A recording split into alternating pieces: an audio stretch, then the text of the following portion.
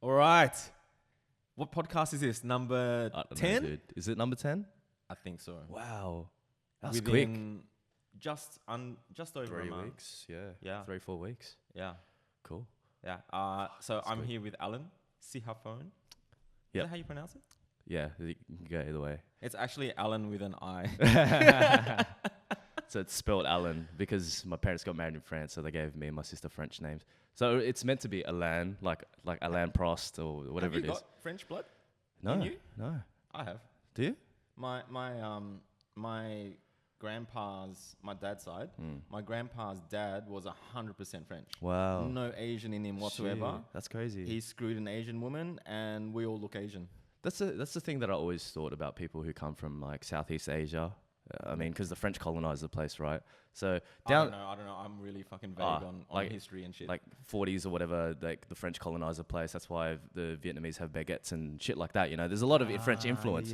So I wouldn't be surprised if somewhere down the line some Frenchman was fucking someone in my family. You know, like who knows, dude? You never know. You never know.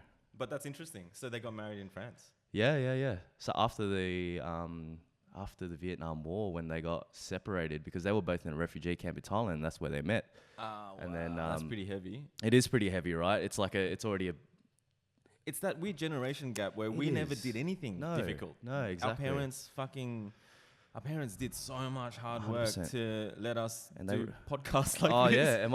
and like a lot of my mates who their parents are immigrants, and they don't let their kids forget about it too. They'll be like, you know, I had to cross the fucking river to get here, and I can understand that. Yeah. If you're being disrespected to the point where kids are disrespecting their parents today, then... But the thing is, you whip something out like that and they don't even understand it. yeah, Because they've never had to do anything so sacrificial in their lives. yeah. We're very lucky to be here and do what we do. I mean, because when my parents left Thailand after the war, and my mum got shipped to France with her sisters because there were like exit schemes after the refugee camp. Okay. So they're kind of like, well, if you don't want to stay here with the communists and all that kind of stuff, like Then we'll help you out, but there's exchange to settle you in other countries and stuff like that, because it was very much still a war zone, right? Okay. So my dad got flown here to Australia, Mm. and my mum went to France with her sisters, Right. and they were writing love letters to each other for fucking I don't know how long, and then my dad flew to France and married my mum. Then they traveled the world for a few years, and then I like came the back sound here, of man. like, you know, that's that whole love drives you to fly somewhere to be with Yeah. someone, and it's it's yeah. almost gone these days. It's I'm not gone. saying it is, but it's like Well, with the accessibility of people worldwide, you know, like it's like the world is smaller, but people are it's so lazier smaller, for some reason. so much smaller. But yeah, it's because it's the accessibility. It's so easy to talk to someone overseas. It's so easy to talk to someone. But yeah. You know, it's you don't have to write letters and wait Yeah. months for the letter to Even reach writing you. letters. Yeah, you're right. Yeah, you know, so I mean, I was brought up pre-email, so I used to write letters, love letters, all of that, pen pals. Yep. When I was really young, or even like a cartoon that you'd watch would have a club. You know, Yeah. and then you'd sign it, you'd send in Yeah, a yeah. self-addressed stamped envelope, and you'd maybe 100%. get a sticker or something. Yeah. Yeah.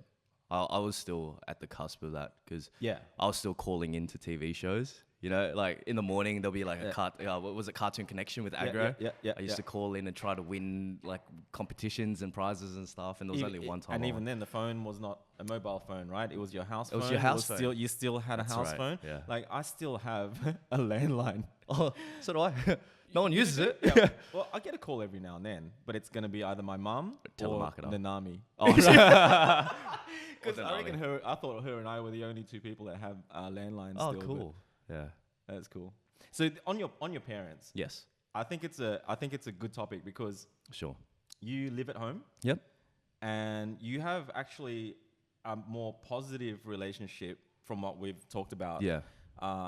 Previously, you have a better relationship with your parents than ever, really, in Yeah. some ways. I Yeah, mean, I know you and your dad having issues, but generally speaking, I think you've gone from maybe the young person who's always trying to escape from the parents to actually embracing and respecting your parents a little bit more. It's about, I mean, for me anyways, I mean, younger, I think a lot of kids who got brought up with parents who are very Asian, very Asian, strict. Yeah. Just They that wanted to rebel, right? typical immigrant parent family, and they wanted to rebel because their mindset coming here as a refugee is so un-Australian. So not un-Australian, but in the sense that it's so against the freedoms that we had here, Completely different. Completely different, and that's why you want to rebel because you think that they're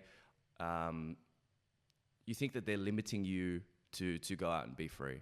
So for me, it was the understanding and acceptance of the fact that they did come from that kind of background, and that they were scared. They came here in the 70s. It was still very much a foreign country to them. They didn't speak much of the language when they got here. Yep. They were in detection centers when they first. My dad was scared. Right? Scared is and they you put up mentioned their this the other day walls. actually. Yeah. So that's an interesting angle. Yeah. You know what I mean? Like, because they're so brave, they did so many amazing things in their lives to set us up. Yep. But it's amazing that they're scared as well. It's because they're here and we'll use the term scared, but they put their walls up very high because they thrived in that sense of security, so they're less likely to take risks, which is what people like you and I do when we go out and do creative shit, which is very risky in the standard Asian sense of what a job should be. It's not a accounting. It's not. I mean, I think every Asian kid growing up in the 80s knew that their parents wanted them to do something that made money. Doctor, accountant, lawyer. I said it even with the last podcast with Jono. I think I mentioned that. Oh, no, maybe the one before that. I mentioned that my parents did sway me. Even though my mum was super open, she still made me study graphic design over art. And I can't believe that I actually let her. Because it's a safety thing. It's in their eyes anyway. They see it as a safe, secure job. You need to somehow make money. Yeah, and it's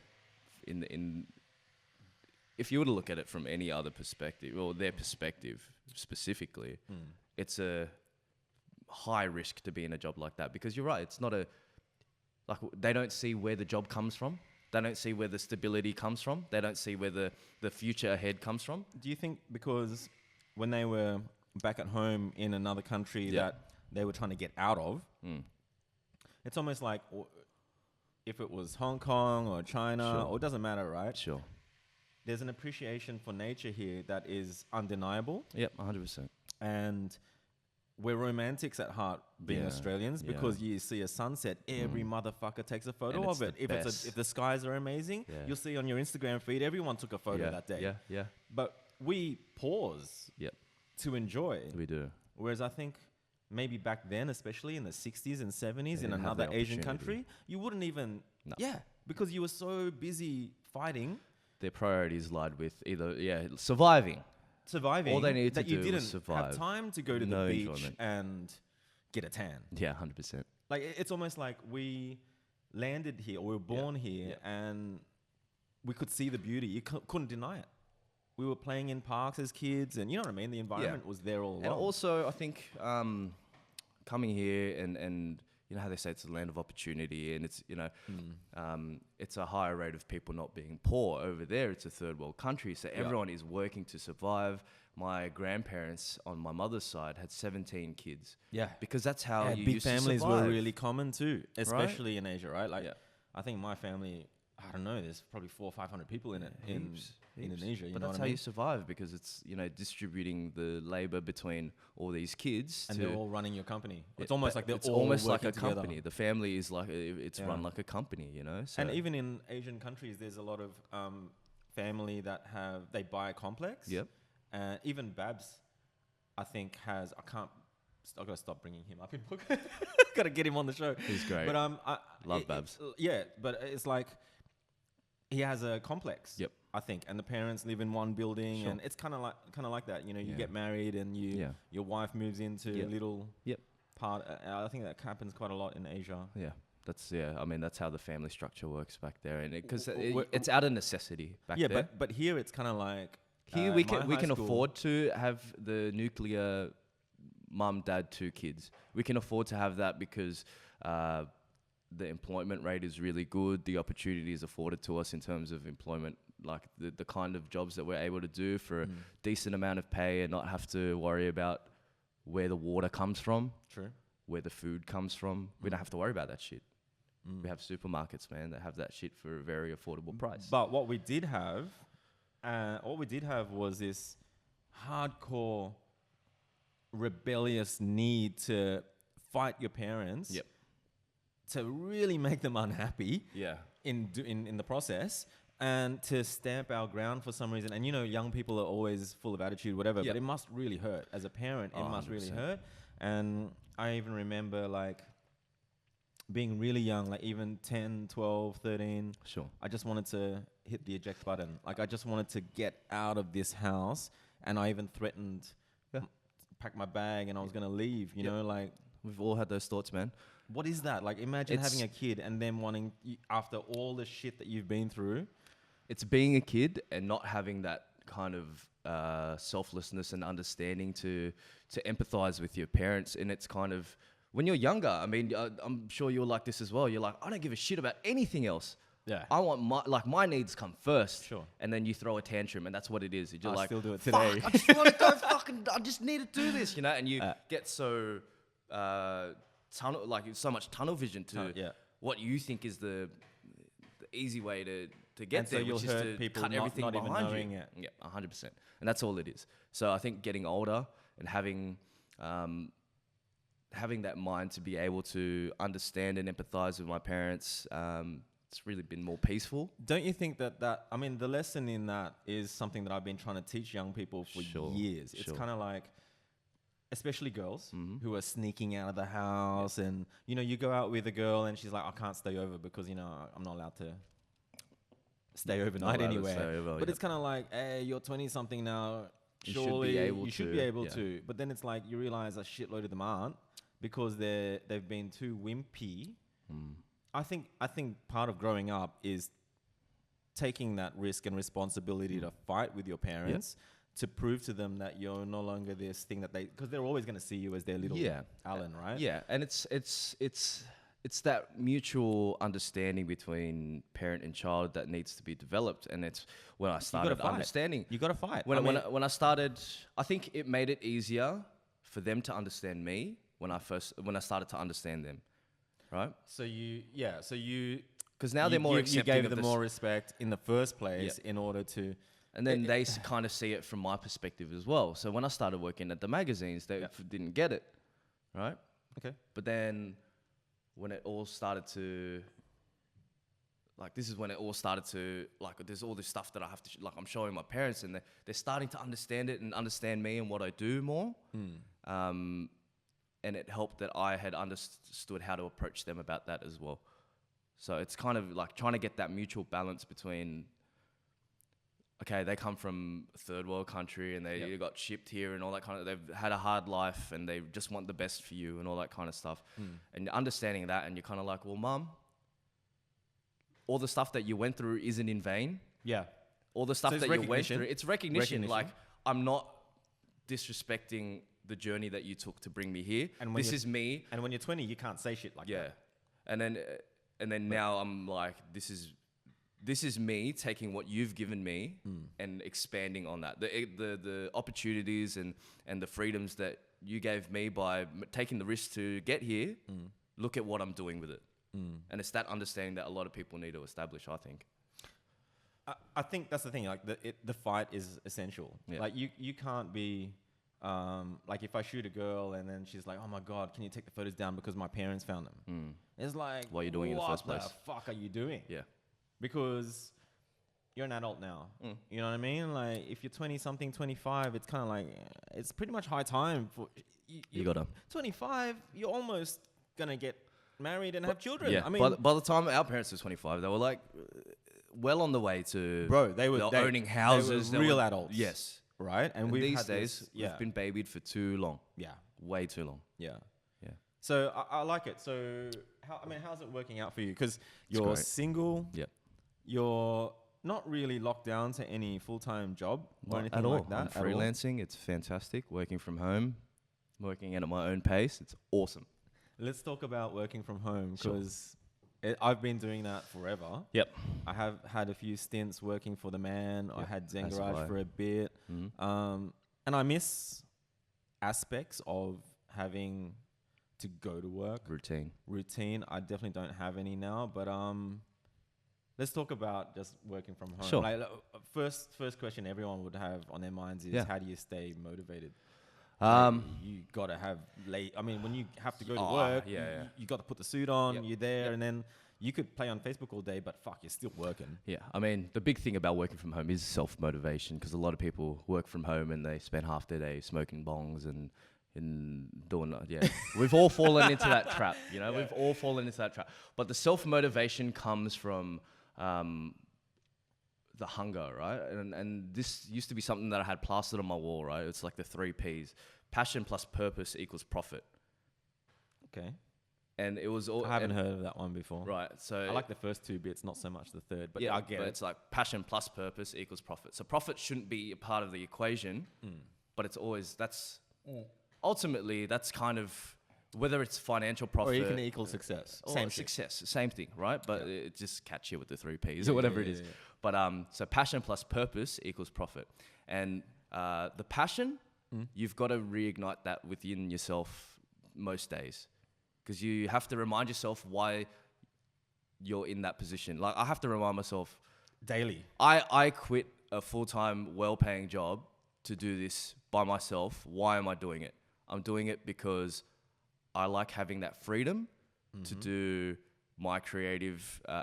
to work on my creative outlets, to work on whatever I please, really. Yep. And that's kind of... That's my passion. I really want to be able to do whatever I want in life, right? And the purpose is just, what's the mission? Where are you going? And for me, it's just like every day I have to remind myself of like what the goal is. What is the goal? The goal is, for me anyways, in a lot of respects, a lot of there's short-term and long-term. There's short-term and long-term, right? But seeing what you've done with your career, right? And you're getting to the point where, you've gotten to the point where I can do whatever you can do whatever you want. And it's... I mean, when you started ZEN Garage, that was a crystallization of all your passions as a job. Yeah. I mean, it is a job. Yeah. But I still have a job. Yeah. But it's doing stuff that you like. That's the goal for me, is being able to have a career doing stuff that I like. Do you ever think... And this is a hard thing for younger people to think about. Sure. I swear, sometimes I sound really old. I'm not that old, right? But it's like, sometimes I catch myself out. I'm like, young people. I'm fucking hell, you know. I'm pretty young-minded, you know. Yeah. But I think something that a lot of, not say young people, just say something that I didn't grasp. Sure. Was that in being rebellious like that, in chasing your passions and purpose and all that kind of stuff, what ends up happening sometimes is that you realize now you've locked yourself into that. You never thought you did. You just thought that this is where I want to go and this is what I'm into right now. Yep. But then I look back on my life and career, and sometimes I realize that I put myself here. Everything I've done in life was to be here right now. Yep.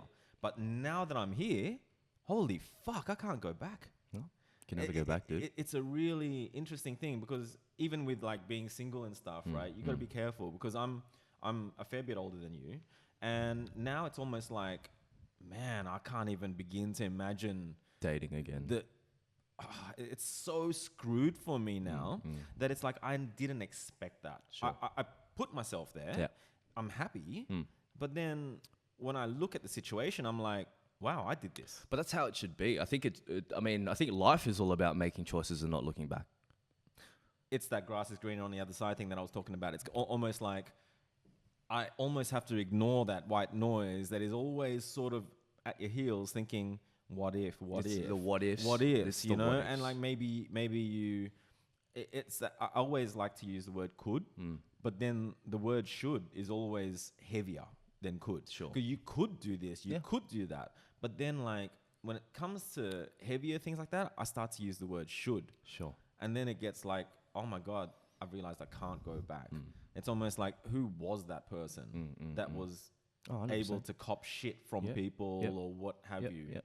But then Like, do you think about that? Like, do you think about, okay, now that you've, because you were quite good in the workforce, I thought. Sure. And you were producing at a really consistent rate, which is what happens when you work. Yep. You're just another cog in the machine, dude.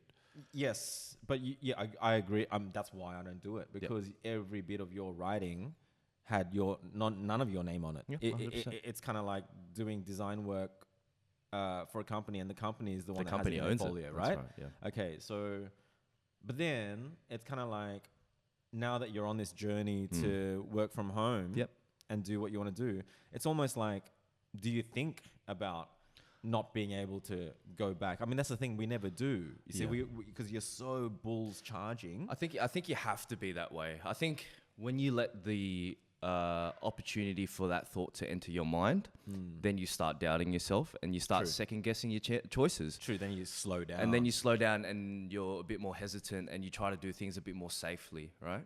That doesn't work. Well, you got to take risks. You have to take risk. And I think I knew what I signed up for when I took the leap.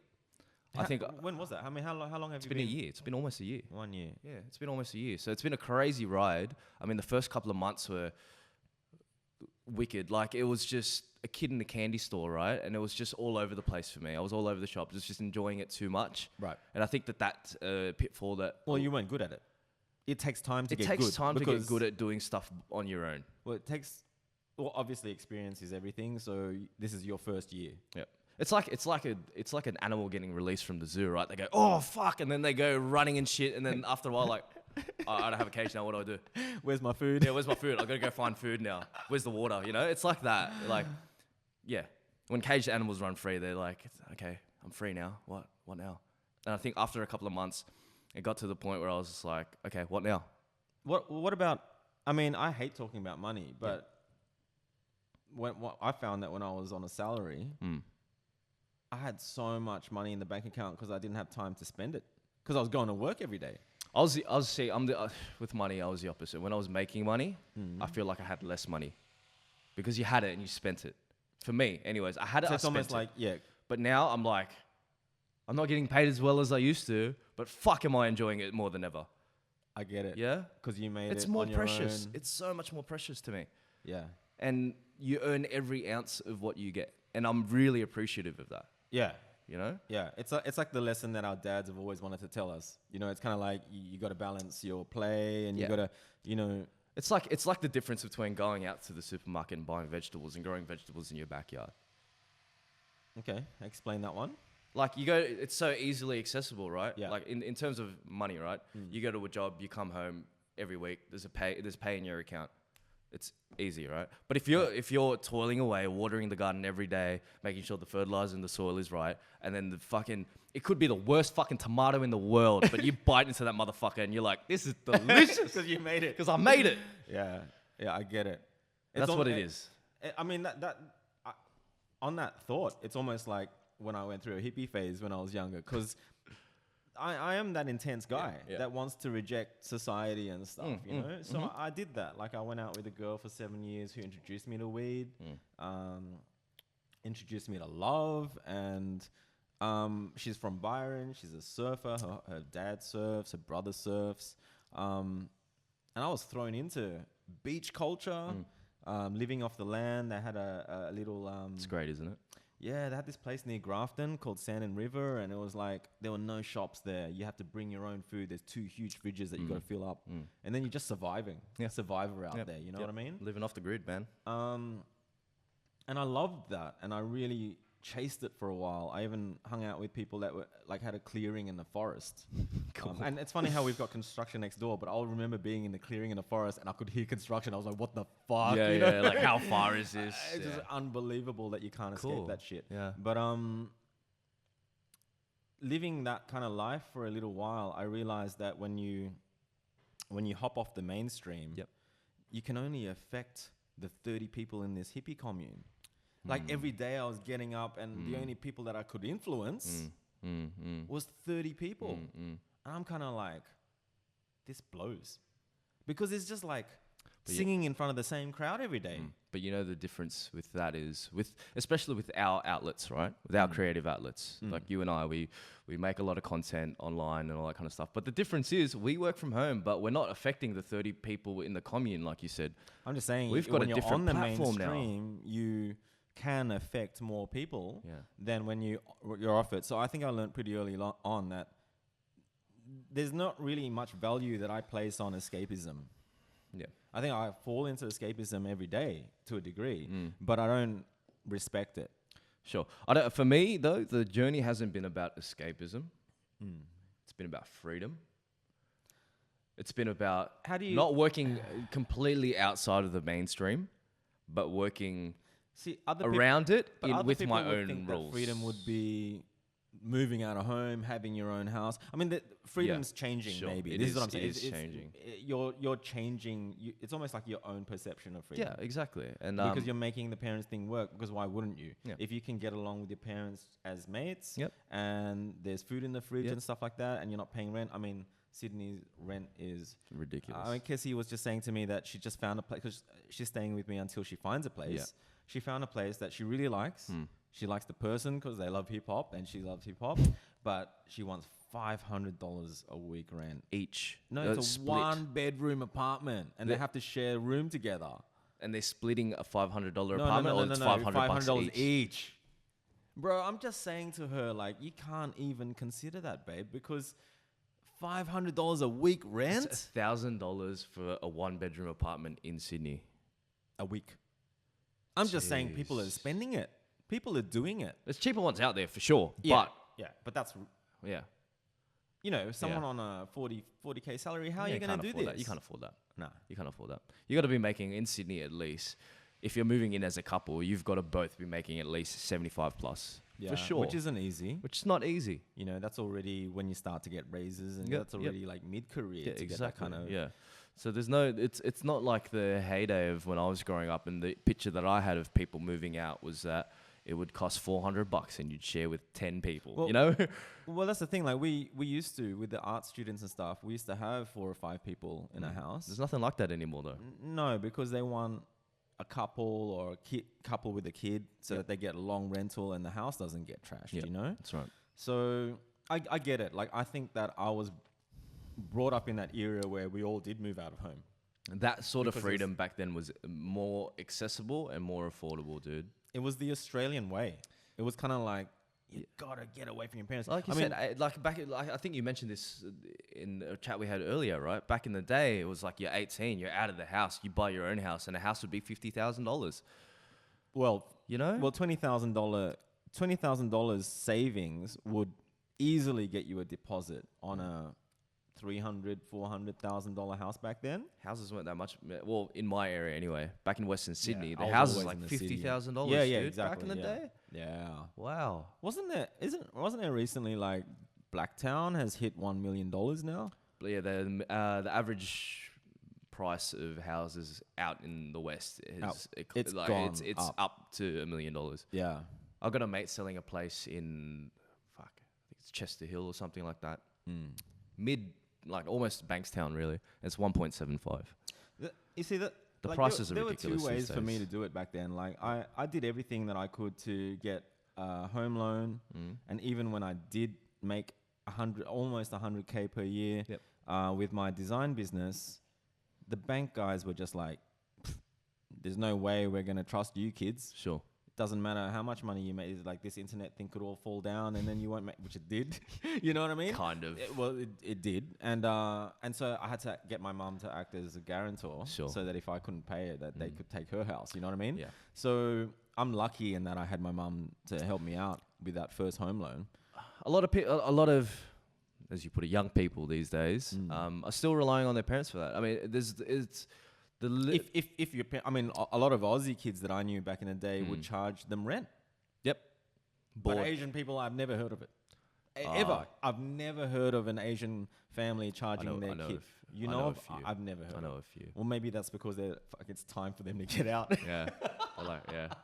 But I have heard of that. But a lot of new homeowners these days. I mean, respect to those who can do it on their own. That's a massive It's nearly hustle. impossible now. It's nearly it's a very small percentage of people who can go out and do it on their own. How But can now you pay off $1 million house?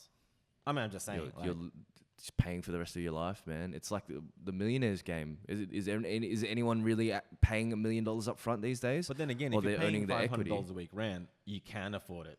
No, but that's the thing. The rent, the price of rent used to be like 1% of the property value a month or something like that. There was like a kind of going rate of what rent should cost. Right.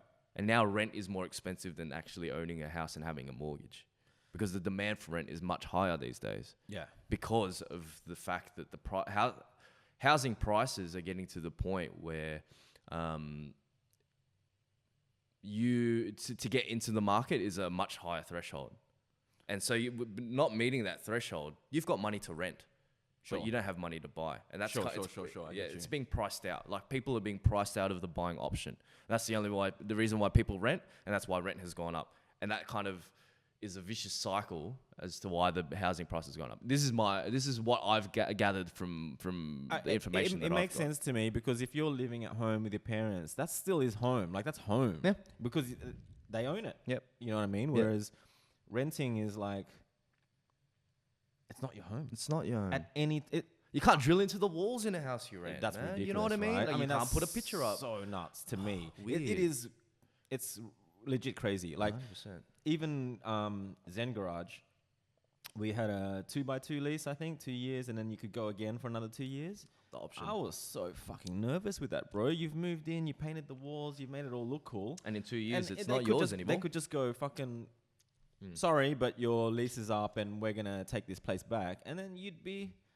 I remember being upset that day that you told me that Zen was going to go. And I was like, but we painted the walls, man. I know, and it's still there. It's still there. You know what I mean? But I know that feeling of like, oh, you just got to leave it behind. But it's not not yours. It wasn't mine. They're not your walls, you know? I wanted to fix all the leaks and all the stuff in the roof, but I'm like, oh, what the fuck would I be doing fixing it up for the guy who owns this place? Yeah, I remember too, because I think you wanted to talk about how we met, but like when I first started coming to ZEN Garage, and I remember that big pile of damp wood at the front. You're like, oh, we got to move this shit.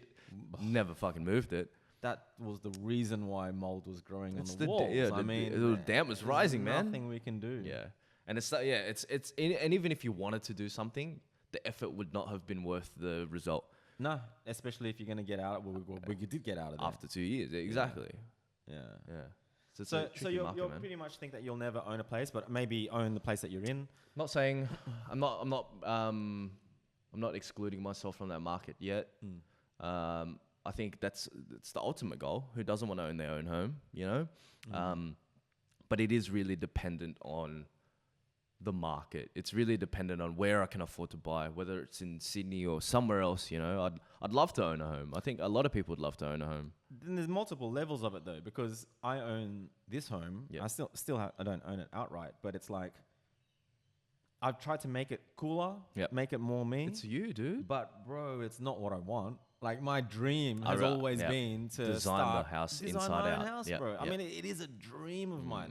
You know, I remember once hanging out with hippies out like in the middle of nowhere at a farm. There were cows everywhere and all this kind of shit, right? Cool. We're probably picking mushrooms and shit. It was like we were there and like I looked at all of this empty land. Yeah.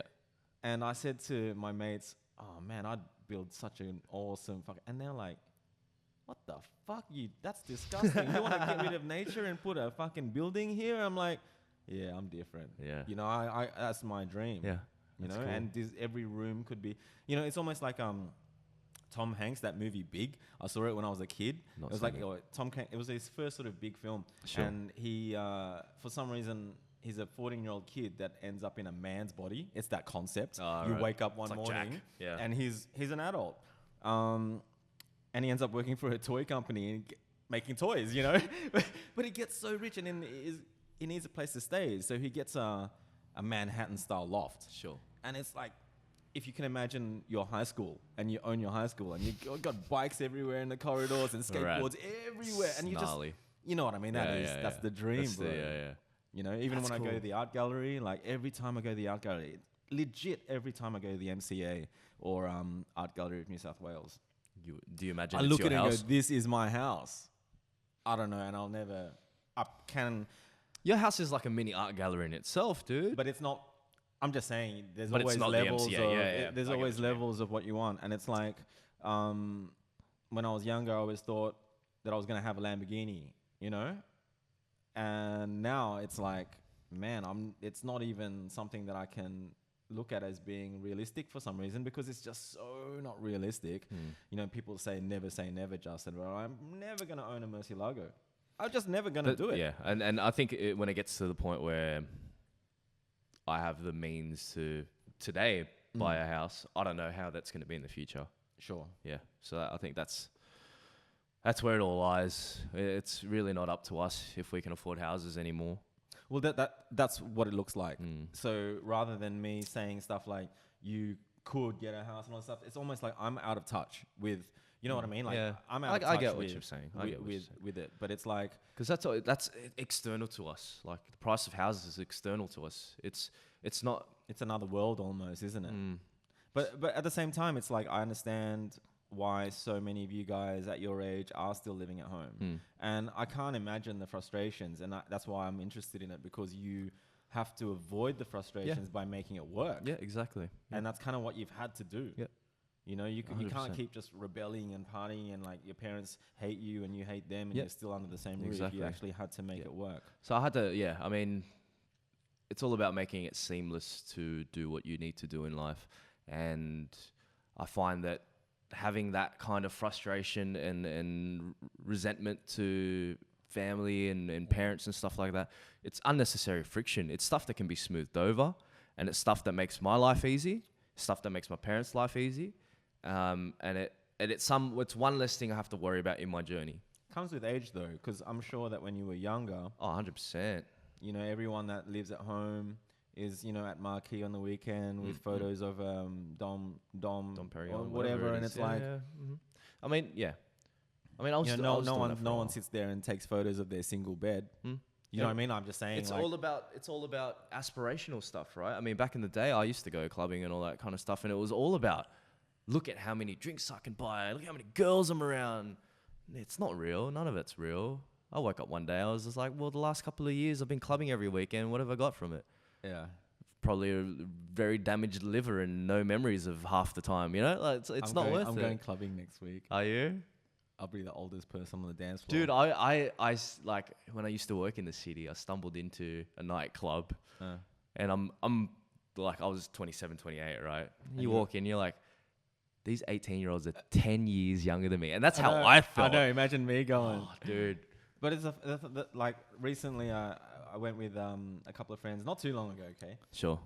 And Chinese Laundry of all places, which is It's pretty cool. rad place, right? It's cool. Always was. Like they used to do breakbeat stuff. So they have their roots in legit music lovers. Yeah. I think music lovers are there more than home nightclub where you got the weekend crowd and they're not really there for the music. They're there you know? for the drinks and the drugs. Exactly, right? So I'm there with these two girls, and these guys were dancing behind them. They're not dancing. They're just trying to rub their dick in there, bro. Yep. It's just like, they're just like, you turn around and they're just pretend not to be Oops, looking. sorry. But it's like, are you guys going to actually make a move or not? Because it's a bit creepy, right? So I'd say to the two 100%. girls, let's go to the next dance floor because these guys are fucking pissing me off. And then 10 minutes later, you turn around, they're there again. It's club culture. And it's like, guys, at least tap her on the shoulder and buy her a drink or ask something, not just like lurk. As long as I've been clubbing, and as I'm sure this goes back pre me going clubbing, it's just there's a little bit of a predatory environment in a club, right? And it's guys like that who Looking for an opportunity, looking for maybe? drunk girls, Oh my dark nightclub. They're drinks. Oh, it was going to let start a me fight buy- because I'm like, guys, fuck off. This Like, is leave why- us alone. Next thing you know, you're going to punch on. Yeah, this is why I got into a lot of fights at clubs because I was we did club promotion, you know, like that's how we started getting into it, and we were there and we were skipping the line and being big wigs and all that kind of stuff, and then you see these kind of guys hitting on your mates' girlfriends or girls that you know and stuff like that, and that's why you get into fights, But it's been around for ages, man. That kind of environment. Yeah. And It's just that I'm there to dance, though. You know what I mean? Yeah. Like I even There's remember very few of those clubs around still. always going to clubs late. Like I'd always rock up at midnight. Can't do that because all the fakers would have gone home already. Yeah, you know what I right. mean? And in the end, at 2 or 3 in the morning, there'd only be maybe 8 or 9 of us on a dance floor. But we had the whole dance floor to ourselves, and we were doing moves that we couldn't do all night because it was packed before. Yeah. You don't have room to move, dude. And now it's just like, I don't think people go for the music anymore. It's almost like... People go for the social aspect of it, man. And that's unfortunate. I mean... Cheers, bro. Cheers, man. It's almost... It was so good to take you on a musical journey the other day. Oh, dude, that Led Zeppelin video was crazy.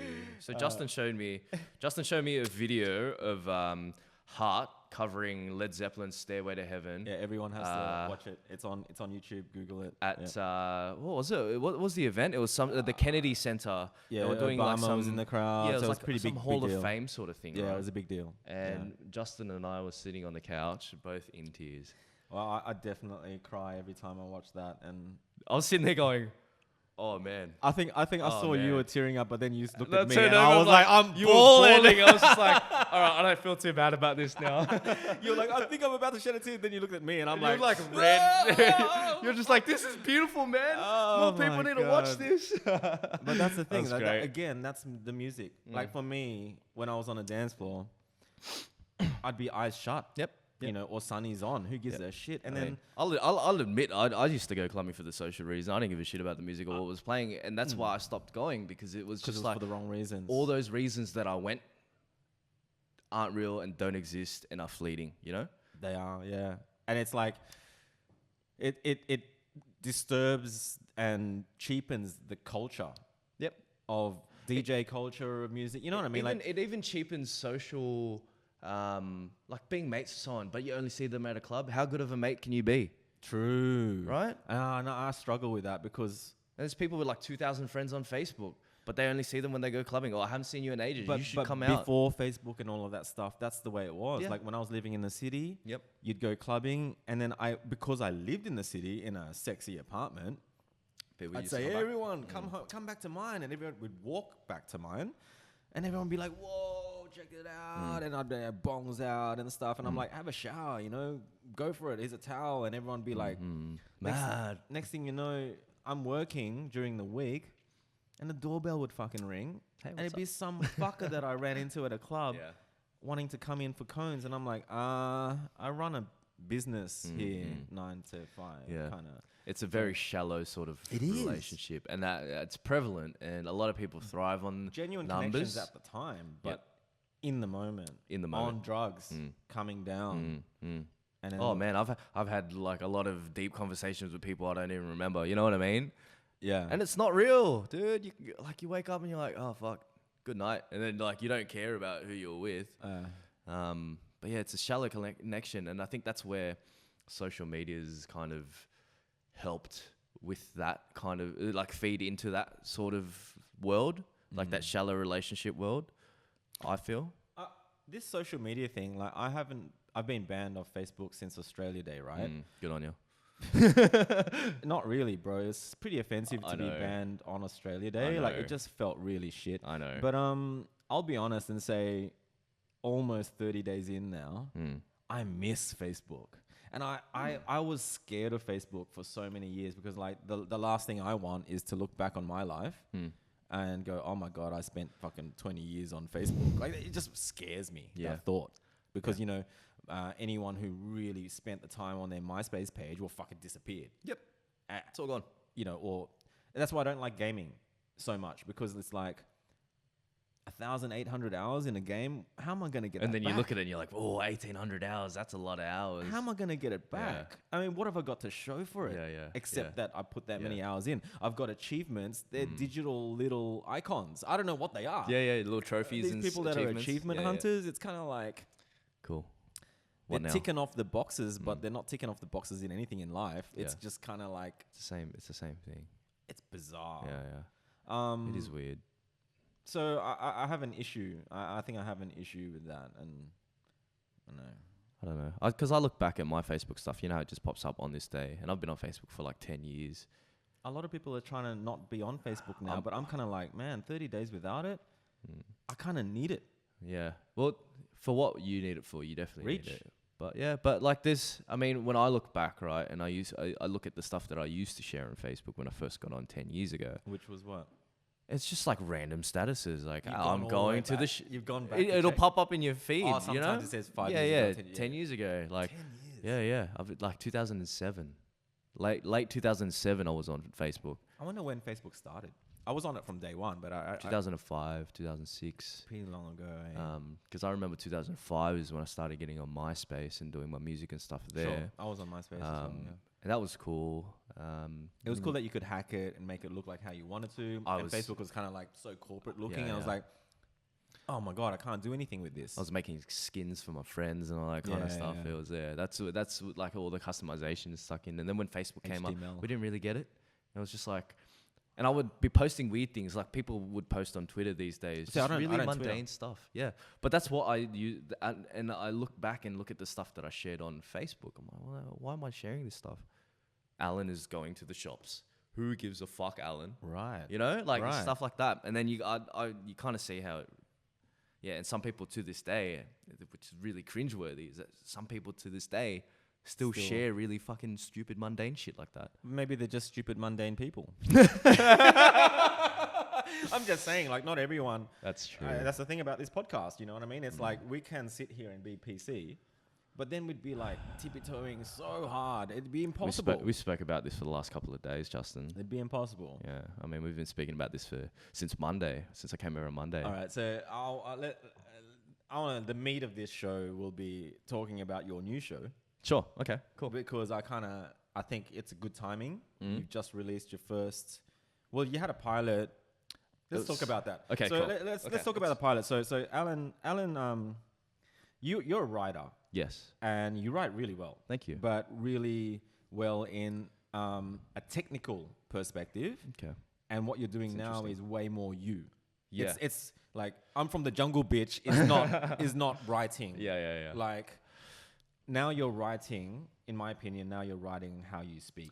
I mean, that's how writing was for me. When I first started writing, I don't have a degree in writing. I never studied you were writing. Always writing how you speak, but then when you got into writing for magazines, you changed because someone can pay you money. Yeah. And I write however the fuck they want me to. It could be written by anyone, not you. Yeah, That's what I'm saying. Yeah, you had an ability to pump out words, and I read it like any professional writer in a magazine would write. Yeah.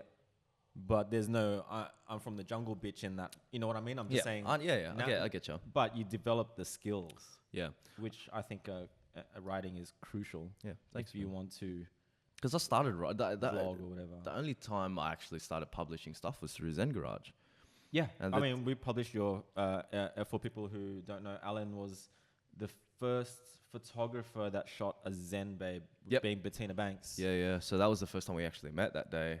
Man, I remember that day that we met. I was kind of like, what's blowing trees? Because you were called blowing trees. Yeah. And I knew there was a drug reference in there. But we both share that underlying kind of, you know, it's almost sickening that we celebrate it so much. Yeah. It's like, bro, just because homage. you do drugs, why do you have to fucking celebrate it? So I'm almost embarrassed about it. But that's why I named it Blowing Trees, is because it has this underlying, at the surface, it's kind of, this is why I, like, you know how you said you didn't get Alan with an I and all that kind of stuff, right? Yeah. With Blowing Trees, it's kind of like, it sounds very natural. It sounds like nature and all that kind of stuff, you know? But there's this underlying, it's cocaine and weed. Not so much blow, but the trees, yeah. Yeah. But, so it's kind of, I developed that kind of brand to pay an homage to like the stuff that drove me underneath. But I'm here for a higher purpose more than just like straight up going, yeah, my fucking brand is called Weed 420, bro. I get you. You know what I mean? Yeah. Like, I remember that day that you were shooting Betty. We were out the back. Yep. Shooting her on the Zoomer. Yeah, that's right. Right? And at the garage door. That was cool. And you took a shot and you passed me the camera for whatever reason. I think you needed to move the Zoomer or something. Yeah. And you passed me the camera and there was it was a digital SLR. Yep. And there were so many buttons on it. I'm just like. That was my first camera. But I'm kind of like, no fucking way am I going to understand how to use something like this, you know? Yeah. But I managed to see the green play button and I checked your shots and they were like blown out to fuck because you hadn't set your aperture or whatever. Yeah. Right. And when I saw the blown out shots, I was like, fuck, there's no way I can do this. Yeah. Because it's just so hard that It even is. he's having to adjust for the lighting and stuff. And I'm like, because we went from indoors to outdoors. yeah. But there's the thing, like seeing a mistake shot intimidated me. Oh, right. Okay. Like I saw it and just went, fuck. So you got to change settings and shit. Because I was driving myself to shoot on manual back then. Well, that's what I'm saying. And it's like I was happy to just do the behind the scenes stuff because I'm got my little point and shoot camera with just autofocus and auto everything, you know? And that was inspiring for me. That particular moment was kind of like, it scared me at that stage. But it didn't frustrate me because you got me the photos, we used them, everything was sweet. But then great. The second shoot was Matt Mead. And Matt Mead shot Brianna. That's right. And it's like, man, we have these T-shirts in stock now. And Matt Mead took at least, I think it was 2 months before he gave us the photos. Wow. Okay. And I'm like, bro, we've sold out already of the T-shirts. I mean, they're gone. Yeah. There's nothing to promote anymore. And then that frustrated me so much that I'm like, fuck this, I'm going to start shooting the girls myself. Yeah. So really it stems from you. Oh, thanks, man. Like with the shooting girls, you know. That was fun. We did a lot back then. Hey, we did a few of those shoots. We didn't do as many as we could have because you almost quickly dropped the ball on blowing trees. I just remembered you dropping the ball on it. This is what happened, right? In terms of what happened with ZEN Garage anyway. I mean, I didn't drop the ball per se. It was just that I remember at that time we were doing All Stars, we were doing all that kind of stuff, and then I had been I was the manager or whatever it was, right? And then I was managing like Alex B and then Sebastian Vol and the D brothers and all that kind of stuff. So I was helping them put out content for All Stars. So I wasn't behind the camera anymore, and I was helping orchestrate everything else on the website. I was writing these articles and all that kind of stuff. And then pricks like me were starting to do what you were doing. Yeah, and I was just like, whatever, Justin, that's cool, man. Yeah. I'm like, oh, God, I don't need you. No one's shooting girls. I should start shooting girls. I'm like, all right, fine. Stealing your thunder. And then it got to the point where I think we were just going out a lot, and this is when the synthetic marijuana article came out. Oh my God, that was good. That was the turning point for me, because not long after that. I mean, I died that night too, bro. Yeah. Like you were dead. I was dead. I was gonna call an ambulance. Yeah, at you the were club. not having fun. This is another night. That was another night. Yeah. Sorry. And I was like the week after, and I tried it, and you're like, dude, I tried it, I almost died. I'm like, dude, I did die. You were vomiting on your arm, bro. Yeah. Like I was like staying still and like throwing up all over the place. Oh, bro, you actually, we should have probably taken you to hospital. I was fine. I was like, well, coming back from it. I think I look back at it, I'm like, I had accepted it anyway. You wrote an article this fucking long about it, so it was something.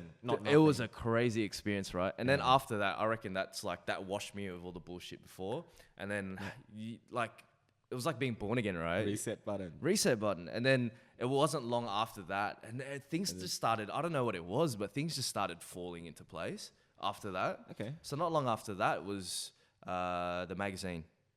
Yeah, which was so good for your ego, so much so that your ego went out of control. It was too much, man. It was way too much. You lost your shit for a bit. So there. yeah, because I remember I got the job at the magazine because of this fucking drug article that I wrote on ZEN Garage. Oh really? I didn't know that. Oh, because what happened was I was in the studio, and then the model comes out and sits in the car. I was like, I didn't know who it was at the time, right? It was sitting next to me. I go, fuck, this is a pretty fucking good job, eh? You get cars and girls and shit, and they're in the bikinis and stuff. This looks pretty fun. Got any openings or what? He goes, what can you do? I go, I don't know, take photos, all right? He goes, how good can you write? Yeah, and I showed him this article. Everything. Yeah, right. I showed him this article. I showed him this article, the synthetic weed one. The synthetic weed article, and he goes, all right, come see me in my office in like 20 minutes. I'm like, okay. I thought he was just going to give me a pep talk, like, one day you can write at the magazines. Took me in, he goes, when can you start? And we went to Queensland, and I was just like, dude, we're going to Queensland. I didn't take it seriously. And you're already loving it. That's it. I didn't take it seriously for the magazine stuff. It was just like, I'm going to Queensland. Can I start on Wednesday? Because he wanted me to start on Monday. I go, I gotta start on Wednesday, dude. I'm going to Queensland. And we came back, and I started working, and I was just like, you know what? This is an opportunity. I'm going to start taking it. But you're right. It did a lot for my ego, but it did too much for my ego. And I can look back now and confidently and comfortably talk about how much attitude that I had back then. It's not that long ago. Well, it's like 4 years ago, something like that. But there was so much attitude that like I just had got all this stuff placed on me. I went from me being like in the back behind the scenes doing ZEN Garage stuff to I'm the editor of a national magazine. Yep. And I'm just like, I get girls on covers. I'm getting invited to parties. I'm doing, anyone who needs their car done, I'll put it on the cover, whatever. And I had all this power. You were power tripping. But exactly. You were power I didn't know what the fuck to do with it. I didn't know. How old were you at that particular time when you were editor? 24, dude. 23. It's pretty 24. good to be editor at 24. Yeah. So I was like already tripping because mid-20s and you like, fuck it. I was opening my restaurant. Had my restaurant at the time as well. On the Jono podcast, there was one moment where I said, "Do you even know who I am?" I said to you, never fucking say that after you said it. And I said it on the podcast. Yeah. So, but it's a trap we fall into, man. It's having that ego trip. And it's, unfortunately, we all have to go through it to look back and go, what a dickhead, right? Yeah, but, okay. I'll be the first to agree admit. with that. Yeah. But it's like watching that Jesse guy on YouTube that fucked up the EA Need for Speed payback, freezing in front of the whole world, or what's that guy that you just mentioned who did the Japanese forest thing and Logan Paul. Logan Paul, right? Never heard of him. Never ever heard of him before. Sure. Then I hear about him and it's 100% negative. Not even 99. It's 100%. As in the entire fucking world didn't like it. Yep. I don't think I could live with that, bro. Like, this is the thing. Like, you still have to have some sort of confidence deep down as a base thing. 100%. That you're not going to do something as fucked up as that. Like, but But you still get burnt. You still get burnt. But it's kind of like, it is scary. I think it's scary. Like, I'm not sure how these podcasts are going to go in future. I mean, I do believe that the world could do with more honest, open conversation. Yeah, and we've spoken about that too. And I think but at the same time, we're going to cop it. Like, if anyone's going to cop it, it's going to be us because, people can hide behind a username and just... But we're putting ourselves out there, dude. You're putting yourself out on a podcast and putting myself out in these videos. What's the point? That's the thing. Like, I know the point for me is kind of like, I want to inspire people in a positive way. Sure.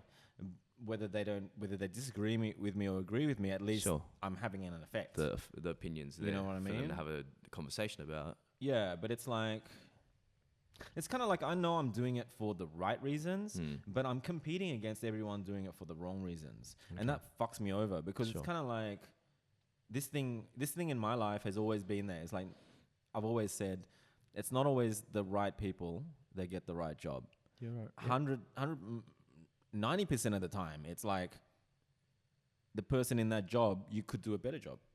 Yeah. I'm just saying, there are people out there that like, fuck, I could do better than them in that position, but they've somehow weaseled their way into a job that they don't even know how to do, and they're learning on the job, which is fine. I've learned on the job too. But some people are just like, they're hanging on to those jobs. Yeah. And they're actually the wrong person for the job. Completely. And someone is sitting there at home thinking, fuck, I could kill that. Do better than that. Yeah. That's, that always pisses me off because, watching these Jordan Peterson videos and all these people that have made it, they often say that the people who have that in them are a minority. Yeah. Even artists, generally speaking, I think artists think that they're in a minority. Yep. A lot of people don't get them. Yep. But there's a fine line. It's a really frustrating place to be, actually. Yeah. I mean, there's a fine line with you saying that there needs to be that level of confidence, but how far do you go? And that's what we were talking about in terms of letting that ego run over and who don't you know who I am and all that kind of stuff. So you got to find the line. You got to find the line between humility and humility. Don't go there. Yeah. So, and I think with the magazine days, I found that line very quickly. Yeah. It was early on, yeah. It was early on. And I mean, the span of time... It washed away too. The span of time that I was there and I was on this ego trip and all that kind of stuff, and I thought I was the shit. I thought I'd made it. Back when I was a kid, that was the dream job for me, and it just got thrust upon me. So I was just like... it was awesome, yeah. I got fucking this shit handed to me on a silver platter, and you loved it, and but when that came crashing down, Yeah. everything I knew came crashing down. So what happened? So it was all right. So the magazines, print media was obviously on its way out. I was the last editor. I never bought that magazine. Yeah, I know. Oh, you know, I kept giving you free ones. That's why. Yes. Even then, I didn't read them. I'm just saying. I hadn't bought them for like a couple of years prior, and the only reason I started reading them is because I was in them. Like, high five, because I'm the same, bro. Yeah. Like if you know. Like, But yeah, so you got to be proud of your work. It was the end. It was basically the end of that sort of niche magazine, right? Yeah. And the company, it was right after financial year, so it was right after July. It was late July, so I just had my birthday and all that kind of stuff, and then it was a very somber day. I walked into the office and everything was very somber. The vibe was weird. Oh shit! I got a call to come down to the office, and a lot of people. I knew that something was on, right? Oh my god! And I walked down to the office, and the CEO was like, "Thanks for your work, blah blah blah." Oh my but unfortunately, basically what she said was, "We looked at the bottom line, and we can't afford to have you anymore." Oh my god! And because I was the last one hired, I was the cheapest to make redundant. Sure. Yeah, that makes perfect logical sense business wise, but yeah. Flick. I came back to my computer. Computer was like my user shit was all erased already. By the time I walked from the thing, they handed me my redundancy envelope. I came to my computer. Computer didn't work. It's like a breakup where someone's gone and talked to all their friends about you. Yeah. And they're just It's decided, happening today. It's happening over. today. They're like, don't tell anyone. we've just talked to everyone. We've decided without. Don't tell anyone, but we're going to break up with him today. That's Yeah, basically what it that's was. what it's That's like. why it was so somber. You got dumped. And it makes sense. And I came back and then, they're like, oh, we heard what happened. I go, no one told anyone. So you already knew before this happened when I walked into the building. Yeah, it was all pre-planned. And you walked into a And I fucking walked booby in, trap. And there was already a box for me to put my shit in. I put all my shit in the box. Everyone's like, oh, thanks for your hard work. Shook my hand. And I was out of there. And it was 10 o'clock in the morning that I had this morning I had come into work, been let go, handed this redundancy check, packed all my shit up. You got a redundancy check? Yeah. Interesting. Well, they had to give me a redundancy check, right? I don't know. But yeah, that's cool. So, and then I'm sitting in my car, and I was just like, cool, that was a good run. Like in my head at the time, I was just in so much shock that I didn't realize it, because I was on this high of being this editor and all that kind of stuff. And I'm sitting in my car going, wait, what just happened? I don't have a job. Yeah. Wait, you just lost all your powers, superpowers. Yeah. And it just got all because stripped. you weren't going to be writing for this thing that goes out to people and stuff. So yeah, I'm not like so it hit all my imaginary powers are gone. Hit you on the same day. And then afterwards, I was just like, what the fuck? And I'm sitting there. I just didn't know what to do. And I got home and I was just like, okay, it's early. I wrote this status thanking everyone for helping me out while I was there and all that kind of stuff. And then luckily one of my mates gave me a job offer for this other place. Yeah. And I basically had one day off and started another job the next day. That's pretty awesome. Which was good, except for the fact that this is what I've picked up as well, is that I should never settle. Because I jumped in because I was like, straight into something else. Yeah. Someone offered me a job. I'm going to jump straight in. It's almost like jumping into another relationship before you're ready to be in one again. It's like before you get hurt, here's something to stop you from being hurt. Yeah. But then I didn't have powers there. That's what I'm saying. Like, I was thinking in my head, why wouldn't you have gone for an editor role again? You know what? Because it's not easy. It's not easy. And I just took the first thing that I was offered. Yeah. And I think that's where it started all being real for me. It was just like, I don't have powers here. I was mopping floors. I was answering phones. I know you were. Yeah, and that was hard for you. That was hard for me, dude. And it was a rude awakening. And I went through a lot of shit after that. I remember talking to you a fair bit during that phase when you were mopping floors and stuff like, what the fuck? I went like mentally, it knocked me about. And I think that I needed that. Well, it fucking destroyed your humongous ego. It destroyed my ego, which was good. Well, it needed to be destroyed. To come down a notch, yeah. But it needed to come down a notch, but it went all the way down. I was having fucking so you had to rebuild yourself. Mental issues. I was fucked. Were you dating anyone at the time? Yes. Who? Oh, yeah, okay. Yeah. So there was support there? There was support there, but because of how I am, I rejected it. Right, you just... And I was... Sulking. You were sulking. I was sulking. I was holding on to whatever ego I had left, and the only ego I had left was... I know what I'm doing, being stubborn, like, no, I got this. And that was my ego, was that I thought that I could get out of it myself. Yeah. And this is where all the mental breakdown started for me, right? Okay. Because it all was just like, oh, fuck, I could do this. And I was getting frustrated. Everyone around me, putting fault on everything around me because of the fact that I had my power stripped away from me, and I was trying to hold on to whatever power I had left. And all the power I had left was the control over my thoughts and actions. Pretty much, you didn't have that audience to speak to. Yep. Like you didn't have a reason to write a long article anymore. No. So where did you go after? I mean, I know you went to another place, and we won't mention who they are, but I I know left after, there. I know you left there After 3 months. and then I went to the project group. Okay, I went to with Nick and with Nick, yeah. So it was a PR agency, and this was after I had picked myself up a bit and I had started accepting help. You were writing still. Yep. So I was writing, but it was a writing, client management, PR role. I thought it was mixed up. A bit mixed up. It wasn't just one thing. Yeah, it was a lot of things. It was like you got to be a jack of all trades. I was producing videos. I was everything. It was just like you got to be the guy to give the client. Was that your last salary job? No. So I did that for a year, and that helped me a little bit, but I was still having issues with the fact that I think this is what drove into it as well. Like what you were saying about writing and not putting a name to anything, not being creative. It was kind of like we need you to input this and output this. Yeah, it was burning you up. It was burning me up. Yep. And my creative spirit wasn't being, the creative legs weren't being stretched. Yeah, right? no excitement. And it killed me. Yeah. It was killing me. Yeah, it would. I was making great money. Okay. I was in a relationship. I was like, it was stable. But that stability was killing me because I can understand that. I thought that that's what I needed after the ego breakdown. And it wasn't, because it was like, and what saves me to this day is that I look back at the ZEN Garage days. I look back at everything before that. Yeah. And what I was doing. And when I started doing stuff for ZEN Garage, I didn't have a job either. And I was just taking photos, writing articles. I was doing what I wanted to do. Yeah. And it got you far. It did. I mean, I do pat myself on the back when like James Gerard, for example, that artist, James Gerard. He's great. Yeah, he's amazing. And I've been a fan of his my whole life. You know, when I first saw, he was a year below me at College of Fine Arts. Yep. And I always used to go to the grad shows. I can't believe I don't go to them anymore. But once a year, the entire campus is an art show. Yeah.